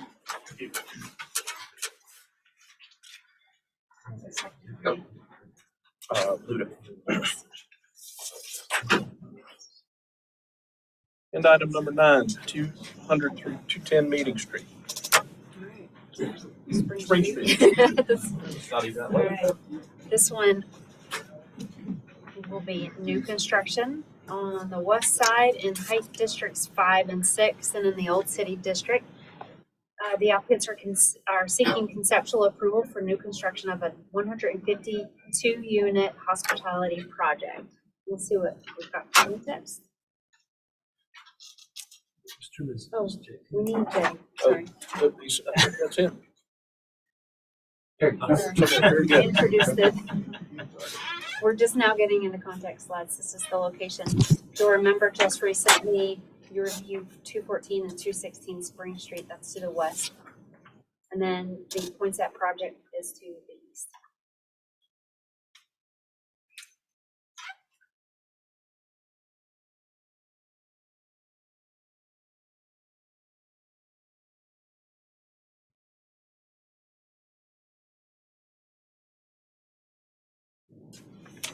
We're good. Mr. Roberts. Captain Esco. Lawrence, if you can put that on just the next slide, there we go, right there. Jeff Roberts for the development team. We thank you for the privilege of being able to present this in front of you tonight. We know there's a lot is expected of us, and we certainly are never known as a one and done developer. Our affection has been in this West Side neighborhood of where we were doing things for probably well over 2 decades. And our DNA is deeply in it. Before we get on with the architectural presentation, Mr. Chair, why don't we indulge this board for just a few extra minutes? Sure. Some of the technical details going on with the building. So the context of this project is on an arterial roadway, a highway with about 70,000 trips per day going past the site. As Tori had mentioned about the Poinsett project, that was a great collaboration amongst this particular team, which is now in assisted living and memory care. It's a beautiful building and anchors the transition into this particular district. Some members of the board may recall some years ago, we got 210 Spring Street approved through conceptual approval. And now that we added this gas station in, which got rid of a sort of an blight on an arterial roadway, we combined the project, and now we have to go back before the board on a complete redesign. As an aside, this was the first project that the administration picked to go through the new special exception with BZA, and we obviously got through it flying colors as the test case. In addition, on Aston Street, we were extremely active over the last several years and have done 15 homes on Aston, most 100% historic restorations, and have been awarded multiple Carroll Office awards. So these 2 blocks in Charleston are the only blocks in the city where the buildings face directly onto the highway. So we were very careful how we integrated our buildings into it. This corridor has a lack of context, so it represented an opportunity for us to solve over time a puzzle in this long neglected corridor. Is the leading edge into the medical district and West Edge, with the project creating energy into that transition. The use of this building as a hotel is symbiotic to the medical district and will not be a normal hotel as you know it, but really beautiful apartment flats reminiscent of staying in Berlin or Paris, fully amenitized and using fine materials. So as Nathan will review, it provided an orderly transition from the Kempton, which was formerly known as Poinsett, with a more traditional design transitioning to a more contemporary flair on the western portion and expressing the energy and vitality of this new district and anchoring the terminus of Courtney Street. And I'll hand the presentation over to architect Nathan Shute. So before you get started, just for me. Certainly. So in that photograph, you have the healthcare facility Right. right on the curve. Kempton, correct. Right, and then beside that, there's another structure, and that's built also. So actually, both elements of this are the Kempton. Both of them. Both of the Kempton. And when we originally designed this, there's this little courtyard at right at the front, and then there's an elevated court in between, and we linked the 2 together. And then the yellow part is what you're pitching tonight. Correct.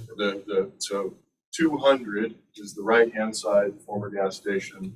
210 leads us all the way across, and then we'll speak to this a couple of times, but there is a municipal-owned parcel next to us as well. Thank you. No problem. And thank you, Jeffrey. I'm Nathan Schutte with McMillan Pasden Smith. And as Jeffrey described, this project has been fortunate to really benefit from the patience and diligence of the study of this corridor over time.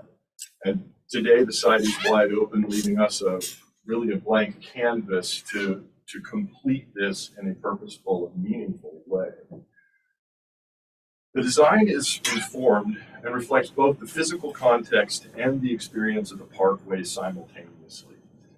Spring Street, a very residential street emerging from Cannonboro and Elliottboro, is framed by narrow structures that reach out to the street and arrive at a subtle angle. And we'll talk about that in a little bit, but that little angle is really important in crafting what is the experience and animates the experience of that corridor. Courtenay Drive emerges out of the medical district and ultimately terminates at the site there at 200 to 10. Courtenay includes the Ashley River Tower, the Women's and Children's Hospital, and is envisioned to become a primary pedestrian thoroughfare in and out of the medical district.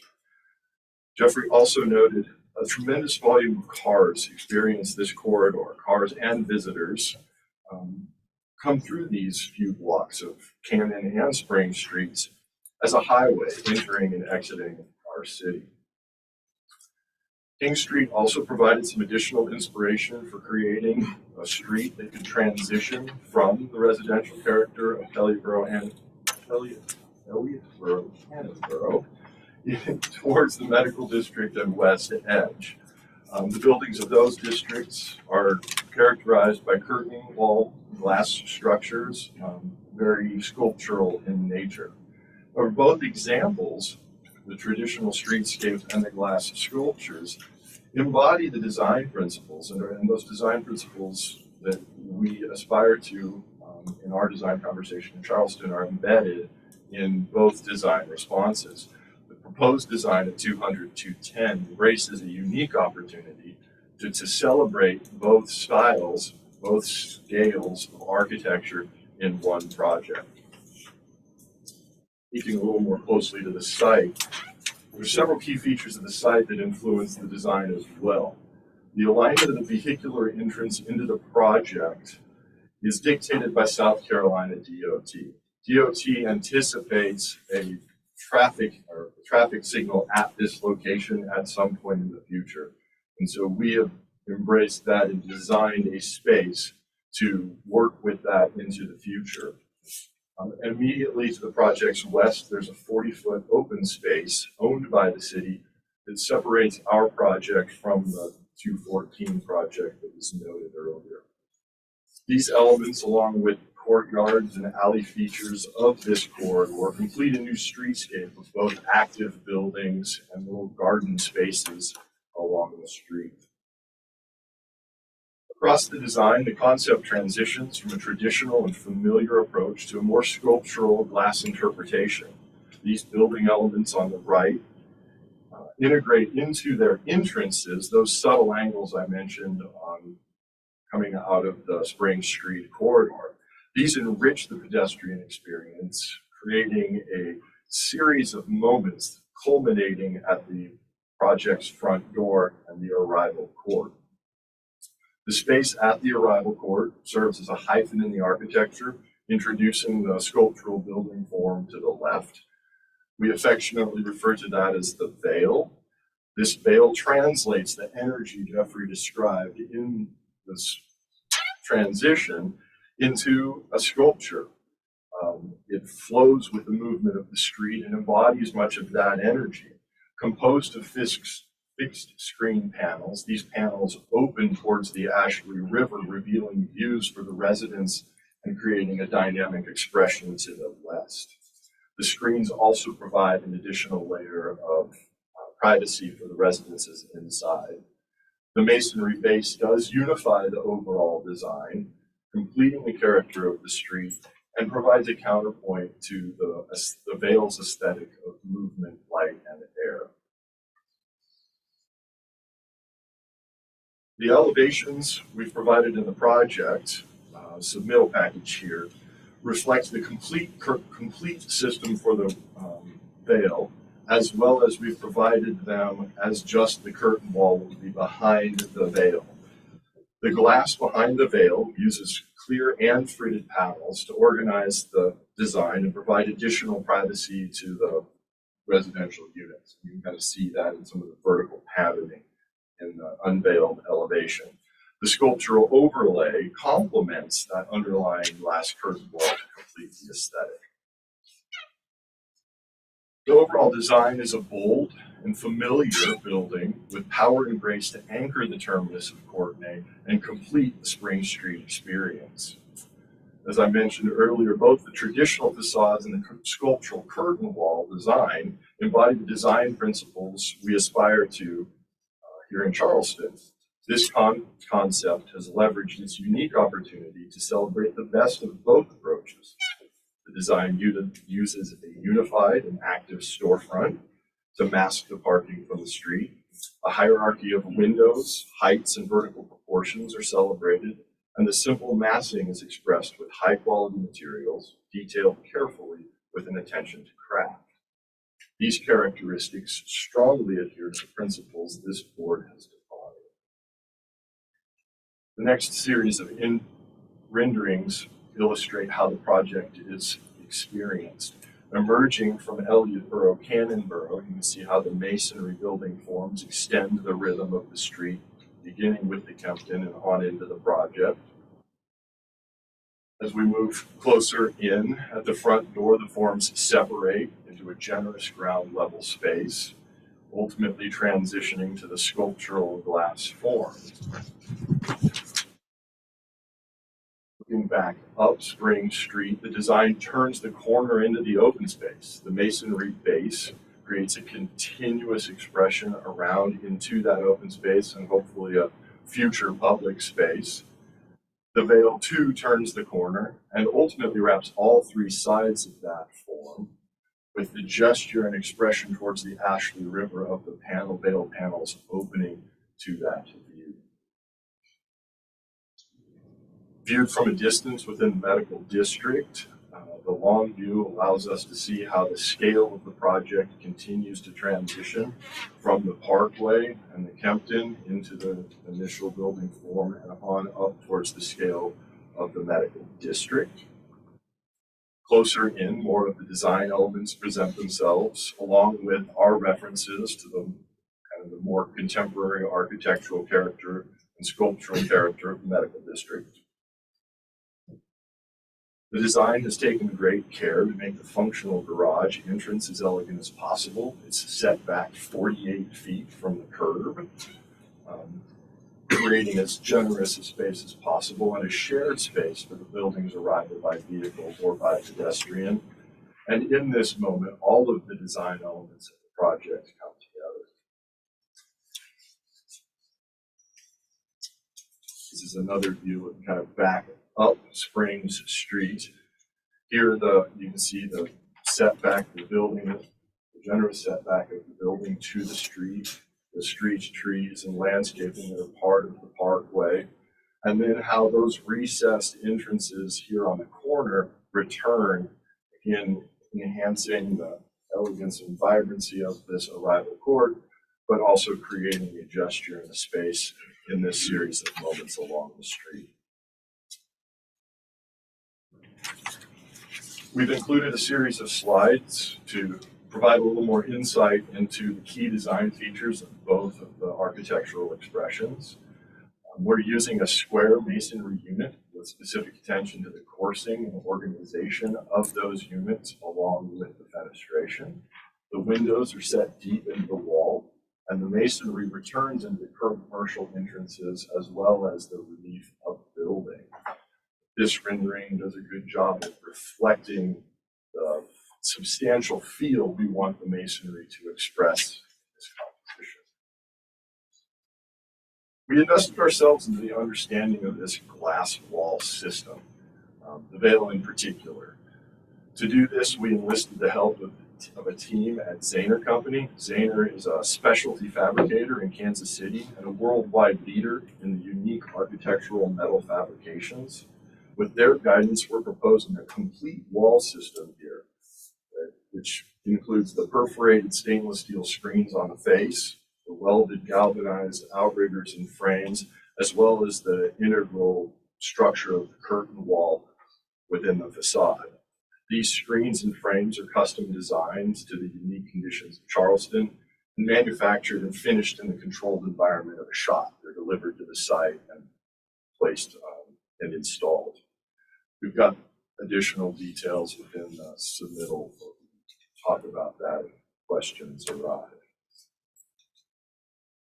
This detailed view gives you a better indication of how the bale system has been designed and composed. We did bring samples.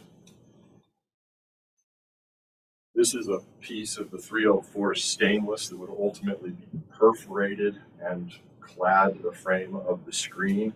It is finished with an angel hair finish. I'll pass this around for to look at.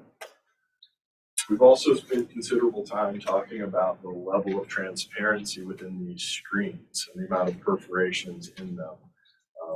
Zaner has provided us a couple of samples for some projects that have successfully managed this bale type response. These are a couple of pieces that reflect the amount of perforations that we're currently contemplating. Though as we move forward in the preliminary, we'll build some big samples and mock-ups of how that will all work together. The stainless steel panel is the thickness and finish that we would ultimately punch in a pattern to create the screen. So that again, this is the. So that that is a piece of what the screen would be that is just not punched to match that pattern. Yeah.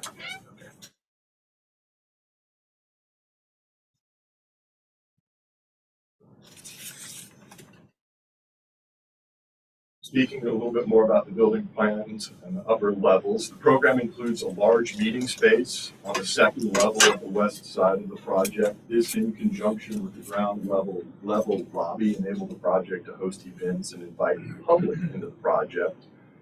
The upper levels are organized around two elevated spaces. The courtyard on the left is open and oriented to the green space to the west.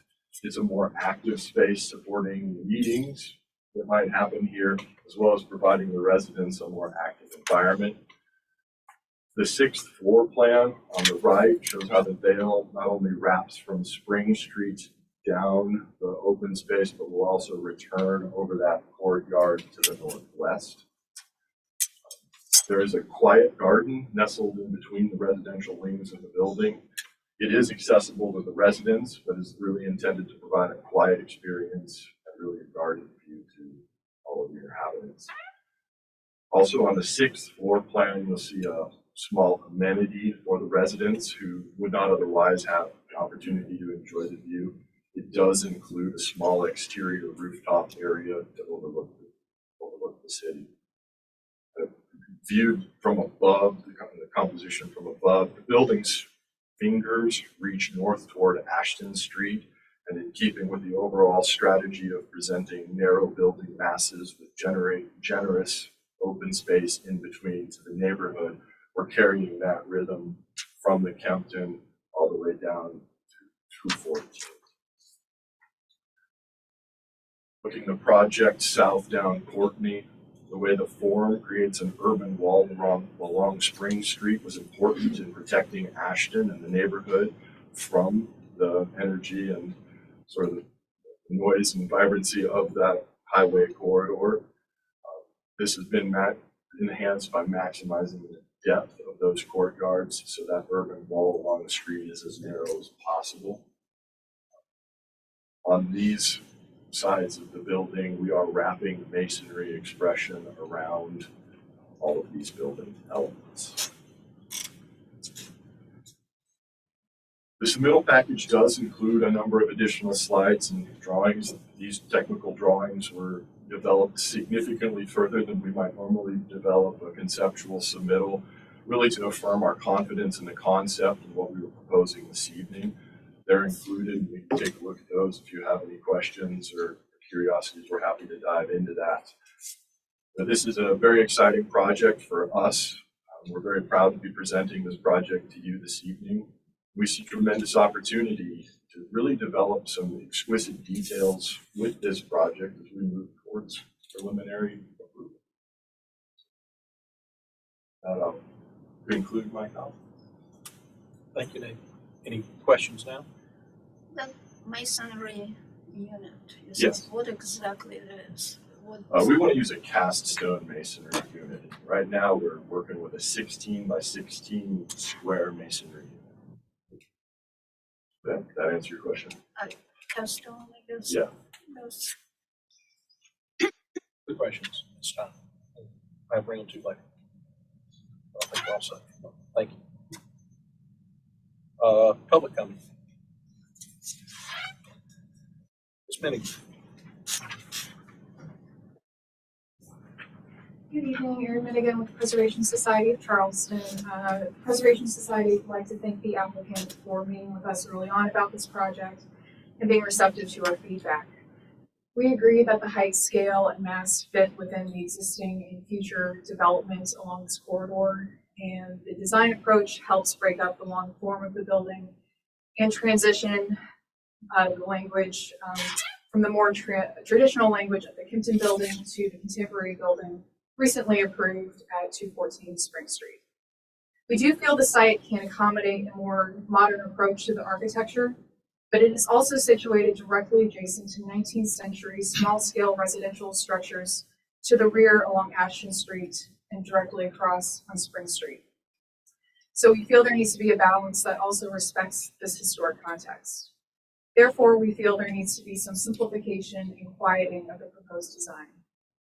On the contemporary side of the building, we would suggest studying the following.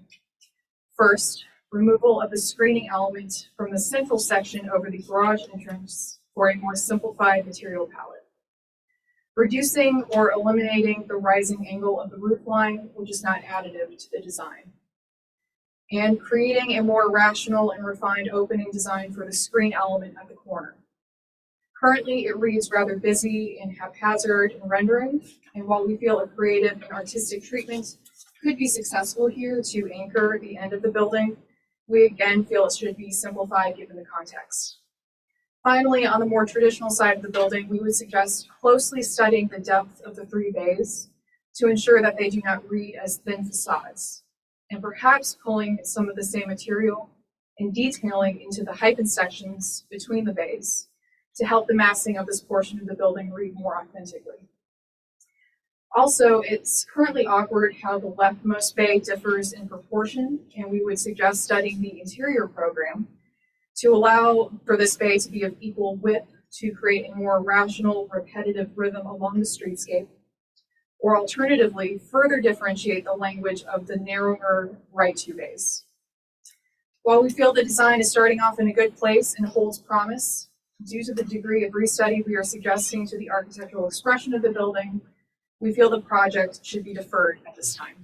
Thank you. Thank you, Ms. Minnigan. Further public comment?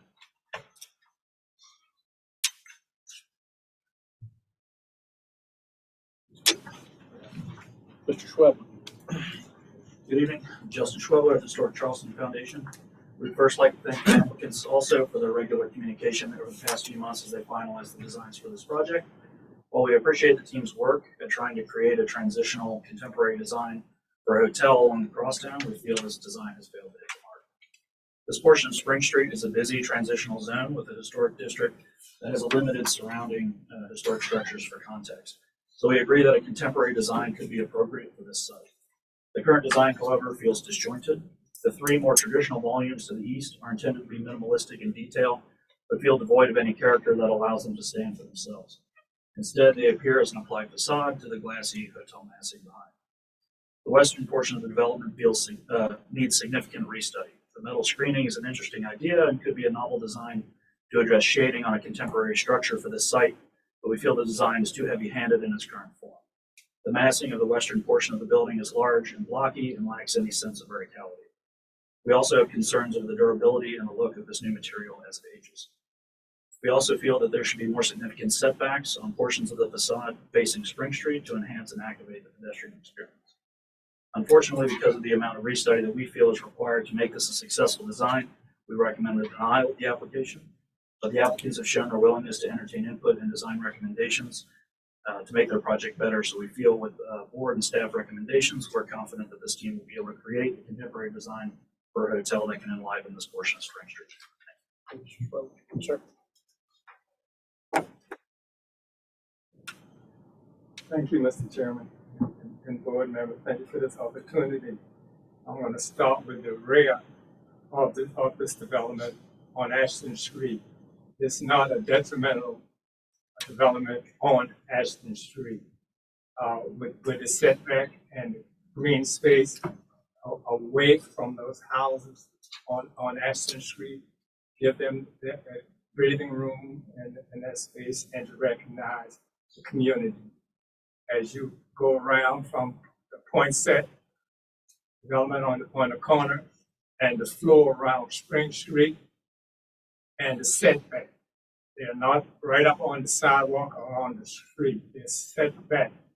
And the driveway going into the parking garage is wide enough not to cause any parking problem on Spring Street. And the floor of the building is not one large mass building. The building is breaking up in different segments. So you just won't have a wall all the way down Spring Street. And I'm glad to see that y'all talk about new artists, and we have to think about new things. And I think this would be a great development on this particular space, heading out of Charleston. You know, it might be different, but that's what we need. We don't need the same consistency through the medical district. If you look at the medical district and look at the west edge, they have a different design, so that you won't fall asleep looking at the building. You know, you have to be awake to see the new architectural design. From the 40s, we went through change to the 50s. The 60 Spring Street went through the change. Now we have to come up to the 20th century and do what is right for the city of Charleston, community, and people that visit Charleston or live in Charleston. And I think that the developer, went overboard to make sure that he sent letters out, talking to the community, talking to us, let us know what's happening. And I think it's a great design, and I think it will enhance this district and make sure, put other people that was going to develop anything on Spring Street around this area. This will set the prime design so they know that you have to do the right thing and bring the right development in this community. Thank you, and I hope that you approve. Thank you. And Mr., remind me your name? Say again? So remind me of your name? My name? Yes, sir. Arthur Lawrence. That's right, Mr. Lawrence. Good to see you again. Thank you for your comments. Further public comment on this agenda item?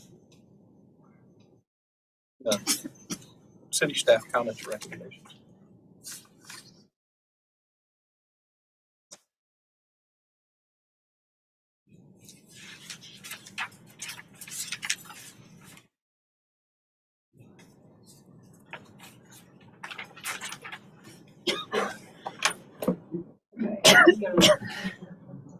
They were there. That's okay. All right. All right, staff comment number 1. Height, scale, and mass are appropriate and respond to the context. Massing modulation prevents one long facade against Spring Street. Number 2, the juncture of 2 exterior architectural directions is interesting and can work at this location. The facade is successful in bridging the more formal senior living facility to the east and the more contemporary and playful language of the micro apartments to the west. Number 3, staff understands the intent of using the architectural skin to create a sense of movement and energy in response to the environment to the west and south. However, the southwest corner gives the appearance of being unsettled, with the veil screen being visually disruptive. The positions of the panels that make up the veil are fixed, rather than operable or responding to solar conditions. The result is indeed sculptural, but also a bit frenetic and random, and it seems the positions of the panels should have purpose and reason. In fact, the southwest corner, as appearing on page 13, also as appearing on the last page that was on the screen a few minutes ago, might even be characterized as antagonistic. Finding the balance between reason and sculpture and the balance between one side and the other are the critical components of this application, and staff recommends continued study. I would also like to add that when quoting the principles, there is a BAR principle that talks about working in harmony with your surroundings. And so I think we really need to look at that veil and how it may or may not harmonize with the surroundings.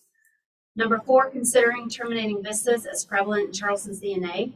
It should be noted that it has been indicated by the applicant that the location of the vehicular entry on access with Courtney was determined by DOT, and he did speak to that tonight. While not ideal, and while stacking could still be an issue, staff finds that the recess addresses concerns over its location, and the one-way condition of Courtney omits views of this as a terminating vista from a vehicle. Number 5, nevertheless, exterior materials will need to wrap into this parking area at the vehicular entry, and bollards or any bollard-like elements, a bit atypical, should be carefully selected. Number 6, the pedestrian entry is clean and simple but needs additional emphasis. Perhaps raising the height of the horizontal canopy could do this. Number 7, the building addresses the ground floor successfully with a series of recessed entries, which has been elegantly described as a series of moments. Staff appreciates these recesses as they provide the ability for people to back off further from the street. If a restaurant is anticipated, the associated recess may even be recessed further for outdoor or sidewalk dining. Number 8, please describe the freestanding panels on the ground floor at the north elevation and the site wall at the north side height material cap. And then I'm adding a number 9 that's not in print, just to be transparent with you. But when I was re-looking at this tonight, I really felt like the recesses between those masonry bays did need to be fleshed out.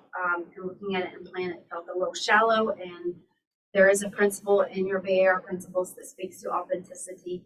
So I'd like you to think about how those 3 masonry bays appear authentic with those recesses, or is an additional recess needed? I think so.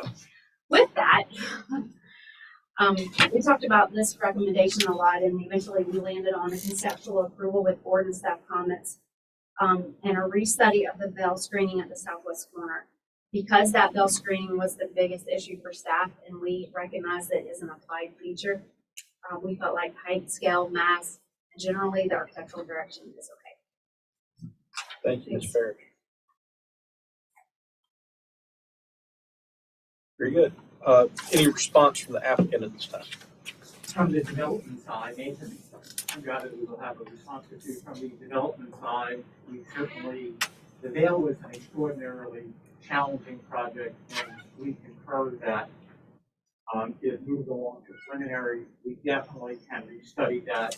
We wanted to retain some energy and vitality, but we definitely can work with staff and our colleagues at the preservation groups and neighborhood to see if we can get that a little more orderly, but still keeping the vibrancy and energy of it, but perhaps get it a little bit more organized. It's a very challenging thing. It's an extraordinary sculptural project.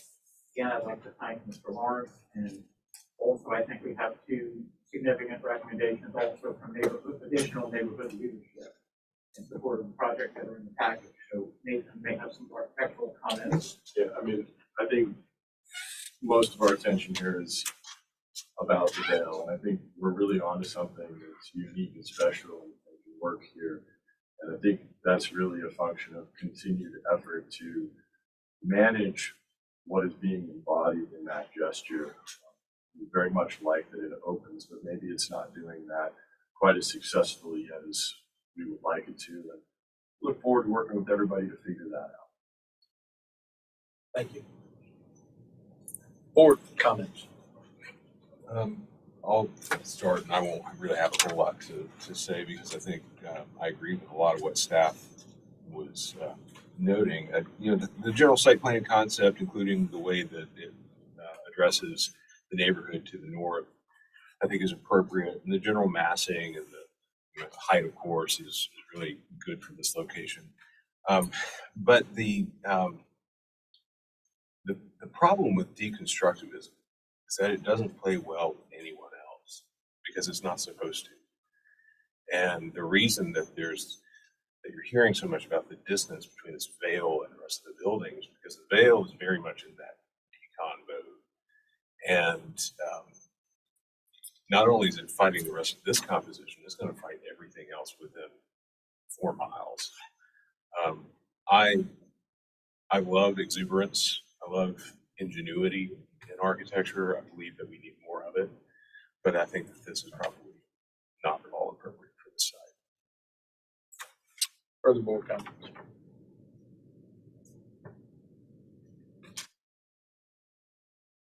I guess in the same time, we have reviewed on the Cannon Street, a lot of that.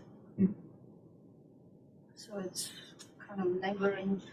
Yeah, I just think that this is like several orders of magnitude beyond that, especially for,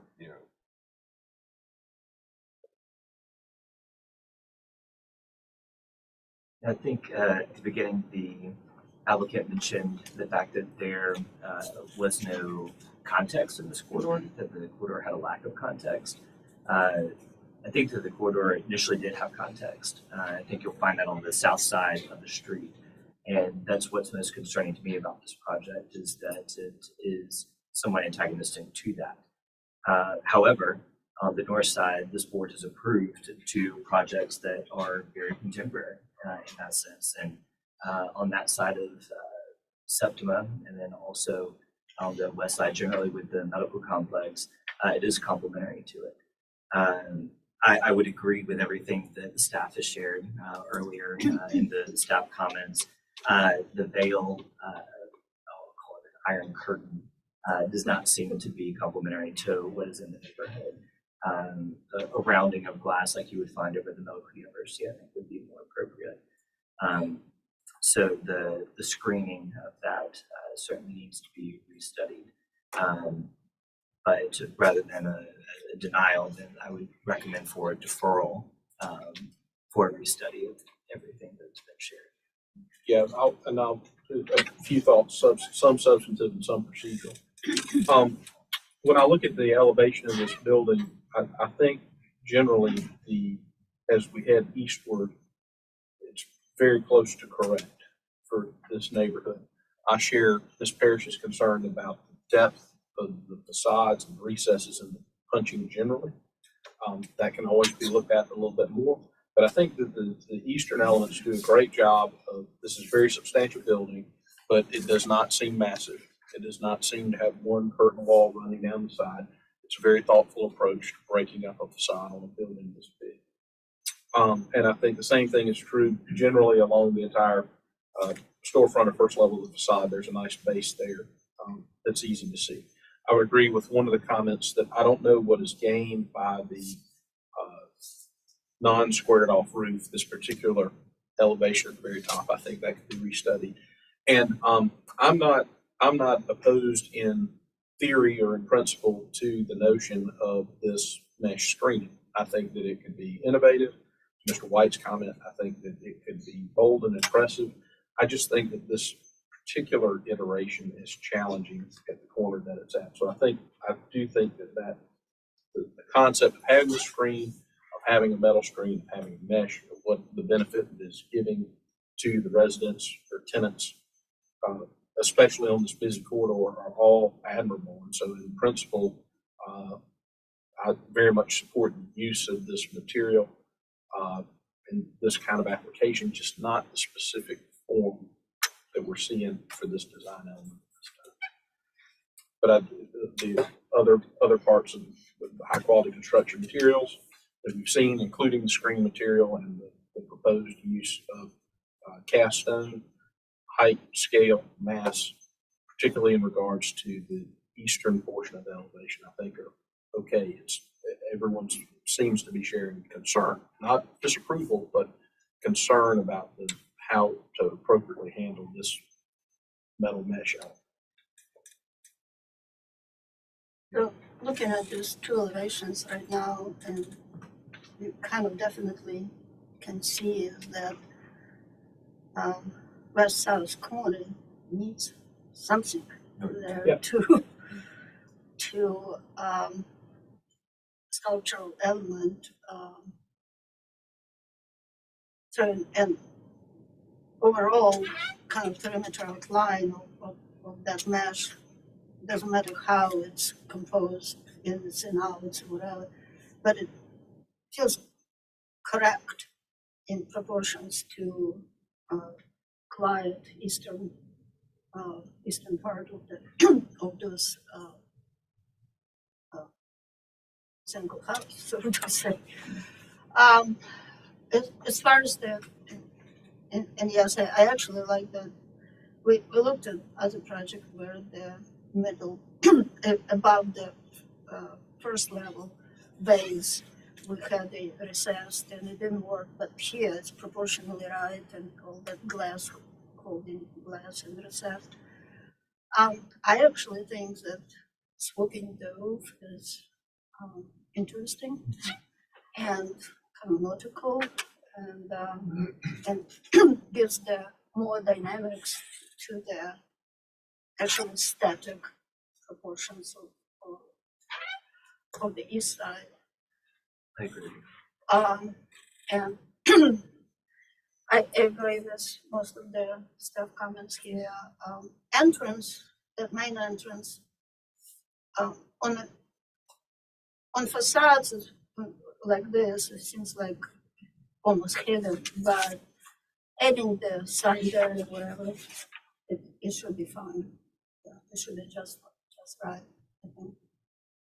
It's kind of my comments and the rest of it is. Thank you, Ms. Sobchak. Further board comments? So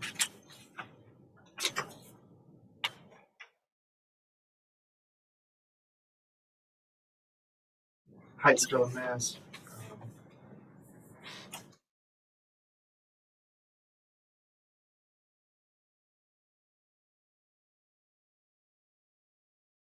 Read some of the staff's notes. The results indeed sculptural, but also needs a bit of also is a bit phonetic and random.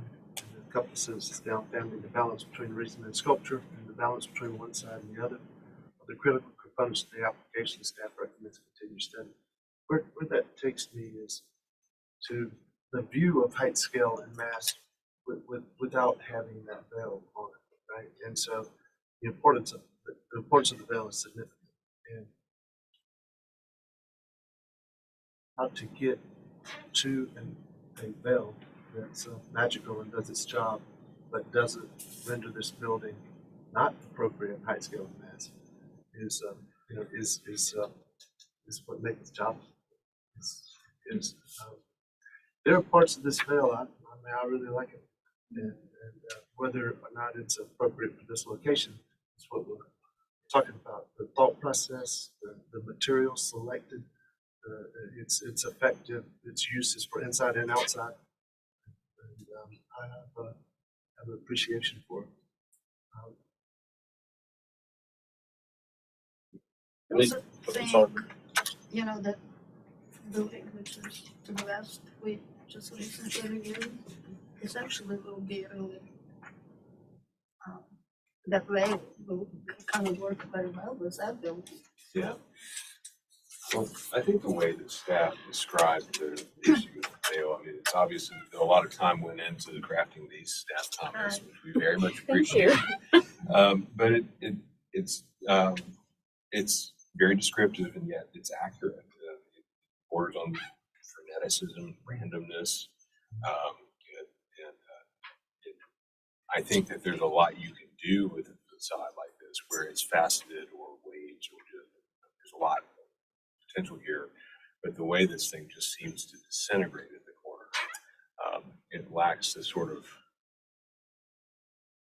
form and order that the rest of the building has. And I'm certainly nothing. I don't want anything I've said to suggest that we should just like flick it off of there. And, there's a lot of potential to this. And obviously a lot of design time is going into crafting this, but I think that does need to be realized. Yeah, it's contemporary sculpture, which is very difficult because it's pretty much abstract. That's why I was leaning in the direction of a deferral, not a denial. is because I do think with the very capable applicant and staff that a lot of this can be figured out, and there's a ton of good feedback tonight. To Mr. Better's point, this element is so significant that even if the other issues are correct in terms of general architectural correction, it's necessary to get this corner right, and I'm hearing a lot of doubt. Not about this material being used conceptually, just about this particular iteration. I can introduce a motion. Make a motion for deferral with board and staff comments, specifically to restudy the veil, the hyphens, and the sloped roof line.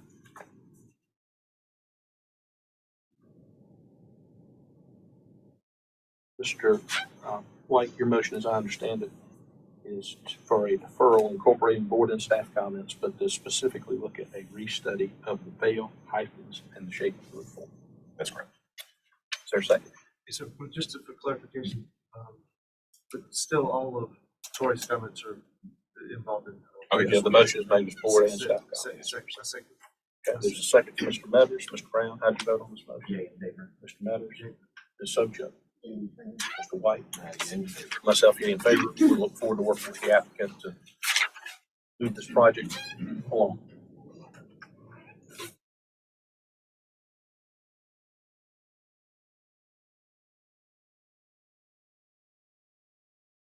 Thank you.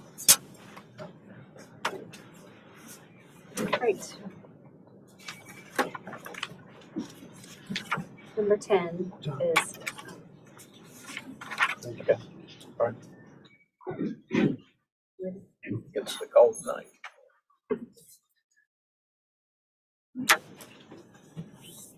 All right, we'll allow everybody to migrate in for agenda item number 10, 609 King Street.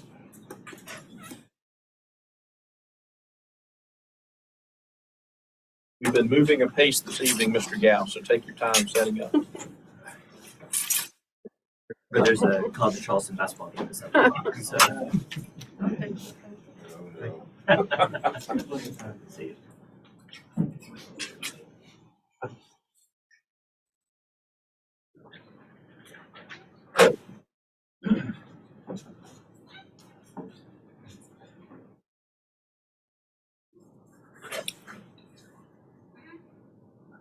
Yes, yeah.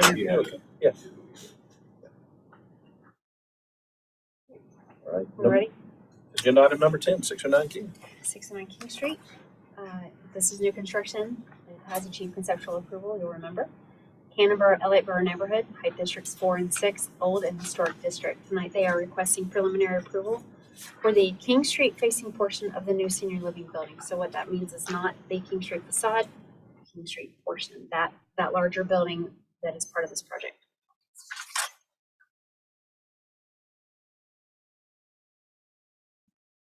I've forgotten where it is. Got you some context. This is the building that's being relocated southward.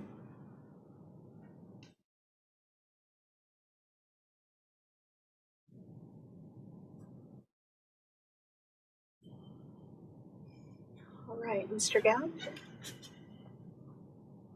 Thank you.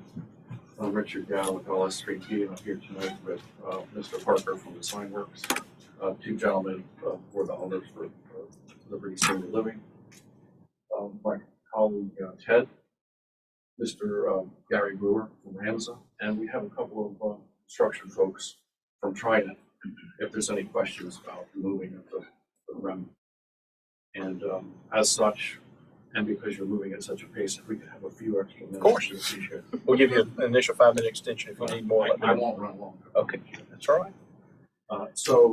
As you remember, this was in March, and we incorporated the remnant into this building, and there were a lot of positive comments about it. And there were really only a couple of things that I'll let Mr. Brewer address that the staff had. And if you could go to the next slide, or two, please. And one more.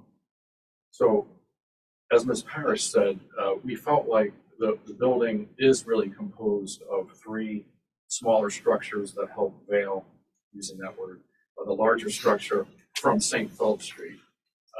And a lot of the design of that everybody really appreciated was the King Street, we thought it would be actually easier and better to kind of cement those ideas into place. And since a lot of the board comments on other larger projects have been relegated to this part, this part, this part, that it was just a meaningful simplification on reviewing. And so I hope you appreciate that we're thinking about you all as well as our own workflow. So next. And so a lot of these images, we can just skip ahead to slide number 12. And Mr. Brown, you weren't yet here back in March, I don't think. I was watching. You're watching, okay. So we don't have to do much repeating then. But if at any point, if you want to ask a question about the why from back when, don't hesitate to do that. Thank you.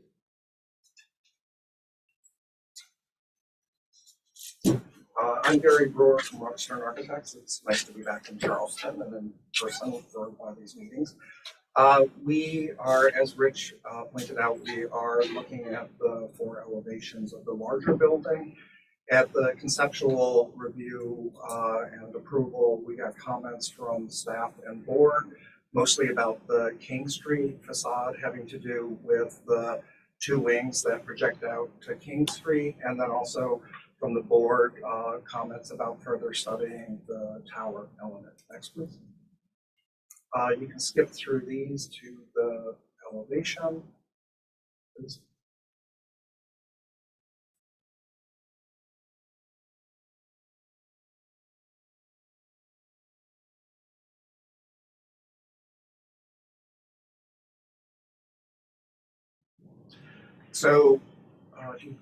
So this shows the before, what was presented at the conceptual at the top and the proposed at the bottom. And it's basically a very similar design, but with further development. Next, please. Color, this is what is being reviewed this evening. We studied the materials, we studied the proportion of the tower, and the proportion of each of the individual elements. Next, please. So starting with the north wing, the bottom 2 floors of the building are an acid-etched precast that's similar to what we are using on the Wine Street project. The brick portion is meant to be a precast brick system. We are imagining that it would be a brick that would have a handmade wood molded look, even though it is a thin brick. We are proposing that it would be laid in a Flemish bond, that the heads of the openings, we have modified them so that they have a slight segmental arch. At the 3rd floor, we have taller windows with optical shutters with hinges and pintles and a decorative rail and over doors. Between the 4th and 5th, we have a belt course. We have added coining, which we think adds architectural interest at these wings and also at the tower.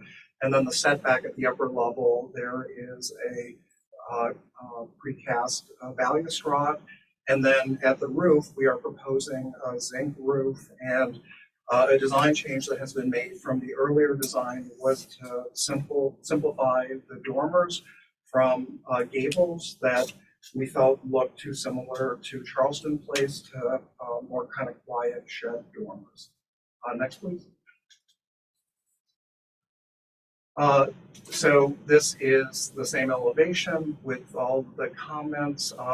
We are imagining that the windows at the ground level are high quality storefront windows with awnings by Sunbrella, and that those 2 floors of windows would be in a sort of gray blue. The double hung windows are a double hung look with a simulated divided light with a brick mold. We're in the process of finalizing the selection of the window, which would ultimately be reviewed at the mock-up. Next, please. And here are the proposed materials with a granite base, a precast, warm buff color, a brick, and then gray blues for the bottom 2 floors with an antique white window for the upper floors. Next, please. The wing to the south incorporates the historic storefront that would be moved to that point. All other elements of that wing, with the exception of the storefront, are symmetrical to the north wing.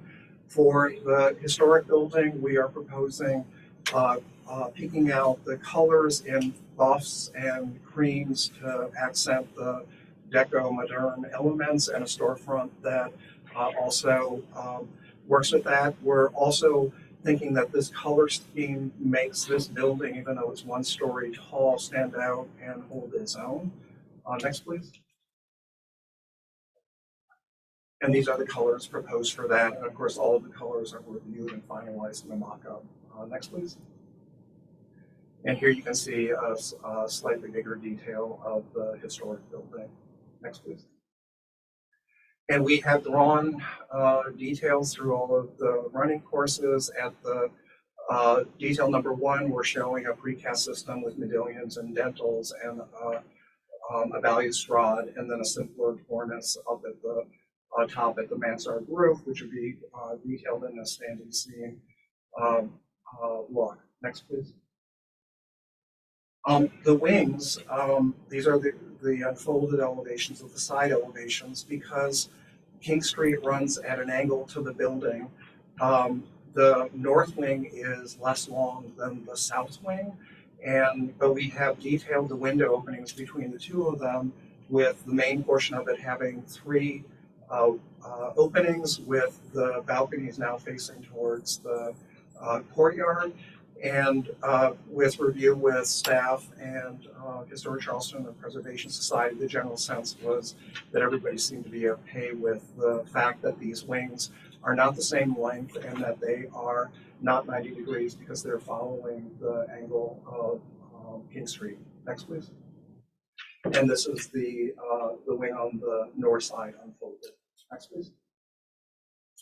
This is a comparison of the tower on the left before to the tower proposed.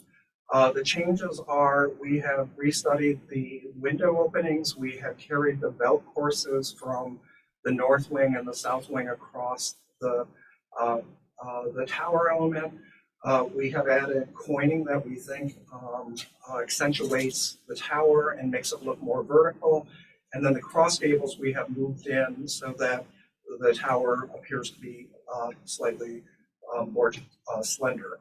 We did look at different options to reduce its height and came to the conclusion that it should be reduced slightly. I think it's about 1.5 feet lower, but the general feeling with reviewing it with the various groups was that terminating the view down Columbus Street warranted the height and scale of what had been proposed. Next, please.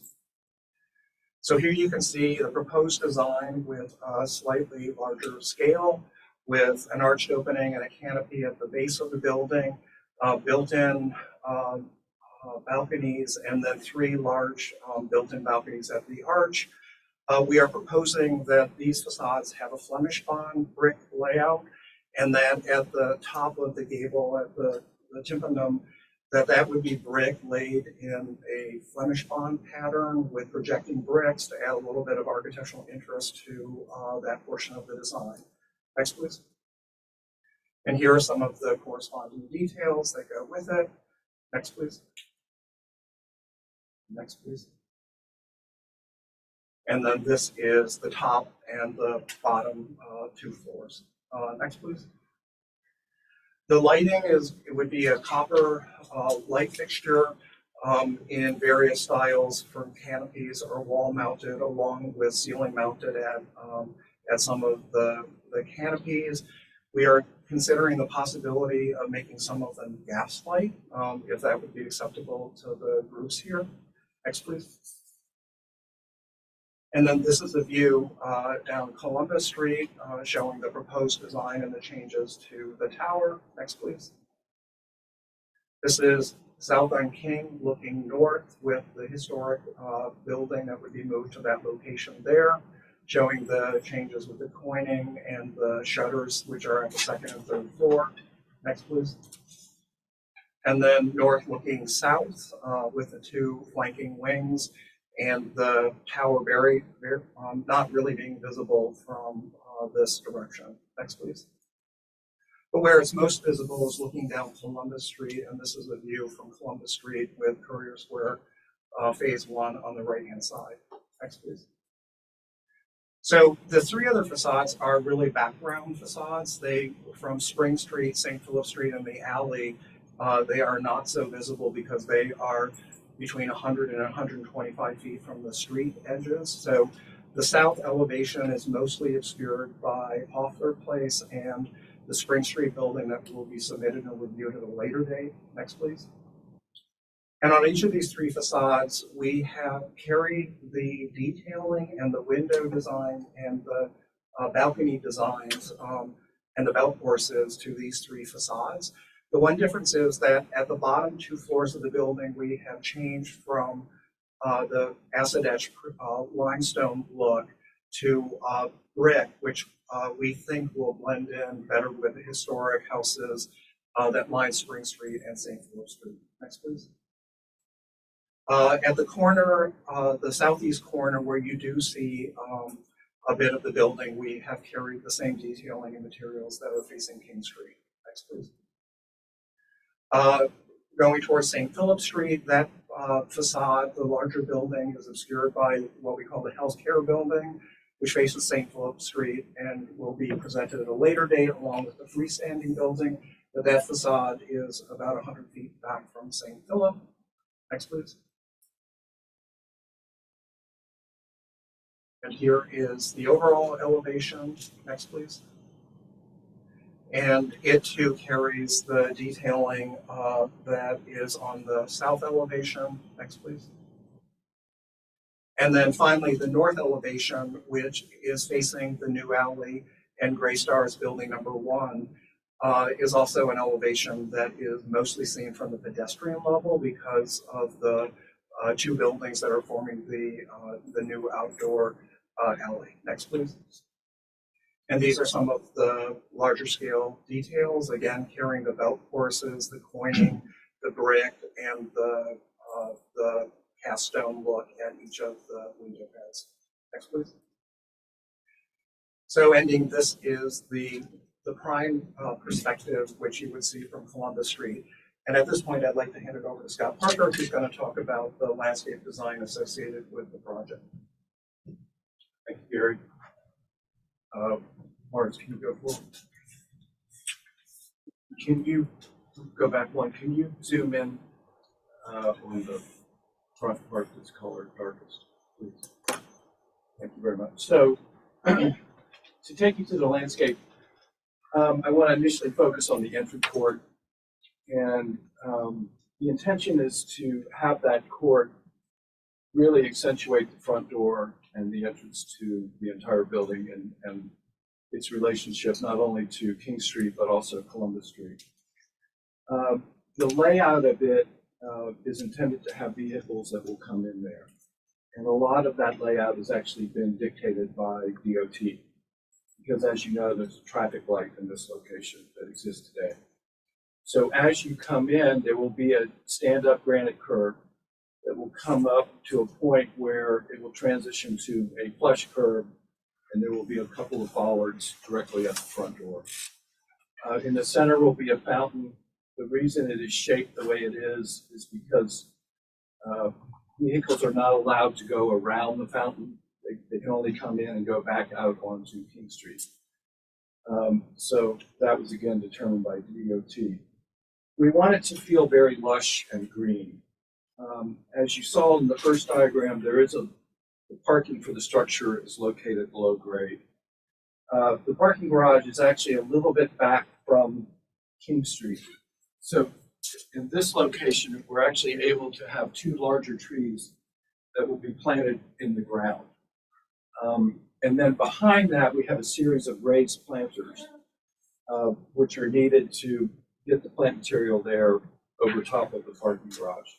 And those planters create a couple of areas where some benches are located for folks that are waiting for Ubers or rides, and also some smaller plants and smaller trees that really form the edges of the entry court and really focus on the front door. The streetscape along King will follow traditional City of Charleston streetscape materials and patterns Lower down the alley to the south, where the remnant is located, there's an entrance to the building in that location, and we have a small courtyard there with some benches that really accentuate that entrance. And then further to the south of that is a path that moves along the edge of Poplar Place. And we're able to actually place a couple of trees there that are outside of where parking garage is located. The alley to the north, the reason we're not presenting that to you this evening, we're working on the building to the north, and the alley is really being designed in response to both buildings. And so what we would like to do is bring that back to you at a future date once we've worked through how the alley should be designed in relation to both of those structures. Next, please. Actually, I also wanted to, what you're looking at in the center here, which you will not see, but it's actually directly on axis, is a courtyard garden that we think will be quite lovely, and it's really modeled after Charleston Gardens and all their finery, with a fountain in the back. On the second level here is a memory garden that will be accessible to the units on the second floor. It really will not be visible from the street by purpose, so that the folks that are there and using that space really prefer an enclosed space. Next, please.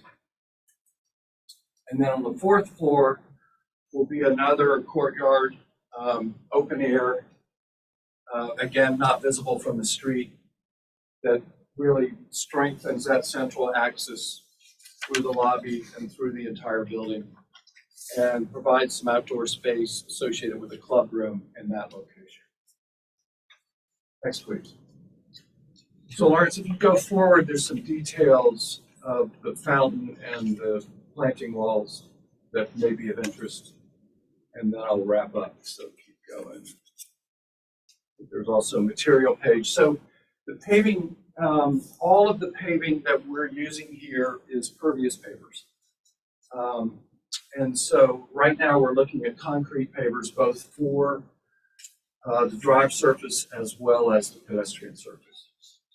And it's intended that those be very similar in color, and we will provide samples of those. There's actually pictures of those materials that are included in the package. So go forward. I think we're probably really close to our time limit. Yeah, so there's the picture. Okay, thank you. There's the pictures of the materials, and I think go forward maybe 2 more pages, and you'll see the detail of the fountain. So the, or maybe not. I know it's in there somewhere. Getting there. One more. Yes. So the raised planters in the entry courtyard will use the same granite that's being used on the building to form their vertical surfaces. And so they really feel like they're an extension of the building. The fountain itself will use the same precast that's proposed for the building. It's a relatively low fountain. There's no central element, so it'll be a pool. There will be some water that will rise up, so you'll see the water from the street, and certainly as you move around the fountain itself. So in conclusion, our entire team wants to thank city staff and members of the community, the preservation groups, for all of your assistance and input along the way. We feel that because of that input, we've arrived at a design that is very appropriate for the city of Charleston and very appropriate for the folks that will make this place home. So thank you for that, and thank you for your consideration tonight. Thank you. Public comments. Mr. Schweber. Again, Justin Schroeder with Historic Charleston. We'd just like to thank the applicants for their continued communication. We feel that all the proposed changes are notable improvements, and we would recommend approval of the application. Thank you, Mr. Schweber. Any other member of the public hearing speaking on this agenda? Seeing none. City staff comments or recommendations? I can't see it. That's okay. The hologram. There, I promise. Invisible.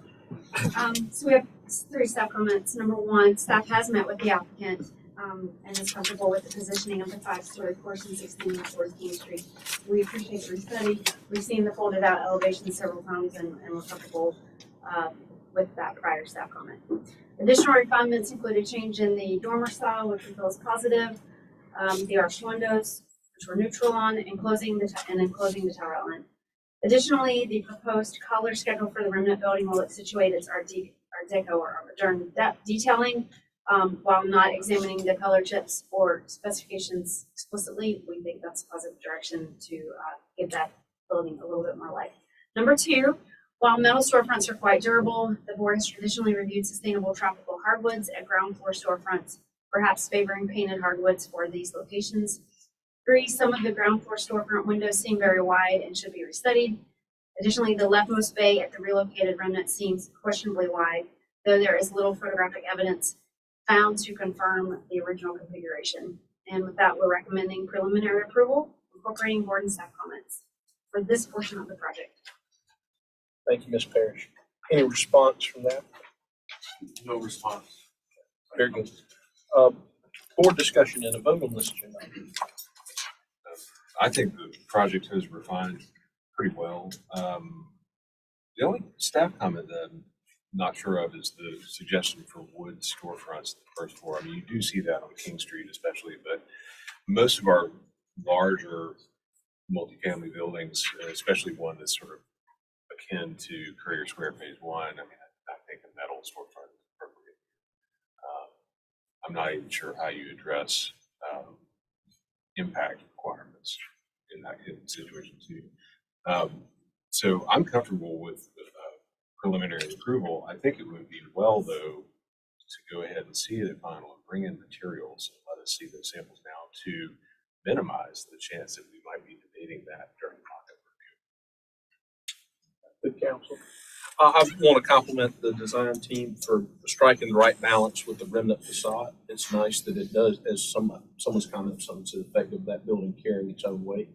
It stands out, but it's still in harmony with everything else. I think the color scheme is very nice.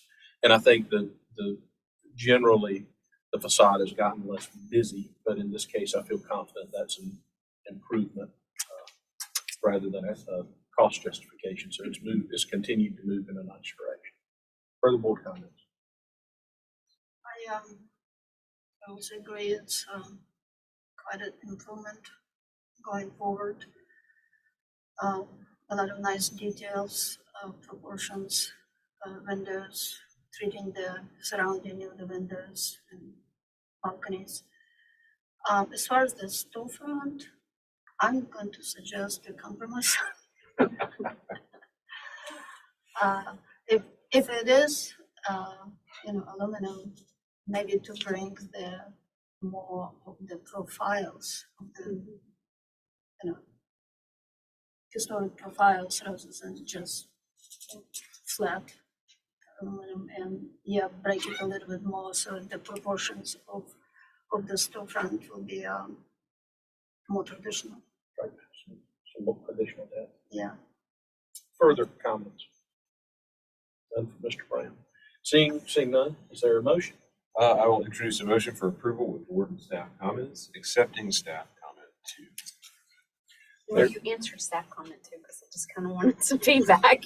Oh, okay. That's okay. So I'm not uncomfortable. You don't have to compliment Well, I'll your just- motion. But I'll just say- you can, I'm still comfortable with you keeping that in. Well, I mean, you Exactly. took so much time to write these, we might as well read it. I'll just approval with board and staff comments. How about that? Approval, preliminary approval, incorporating board staff comments. Is there a second? Ms. Socha. Mr. Brown, how do you vote on this agenda? Yea in favor. Ms. Socha. Yeah. Mr. White. Yay. And myself, yea in favor. Thank you to the design team, as always. Now that we're finished and off the record, I think you think that this is a great improvement. This project's moving in a great direction, right? It's excellent, and, this use and this location is really fabulous.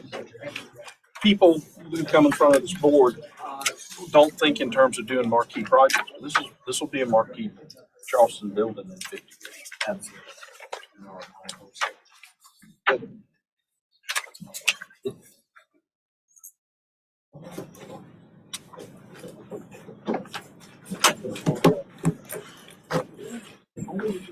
pledge united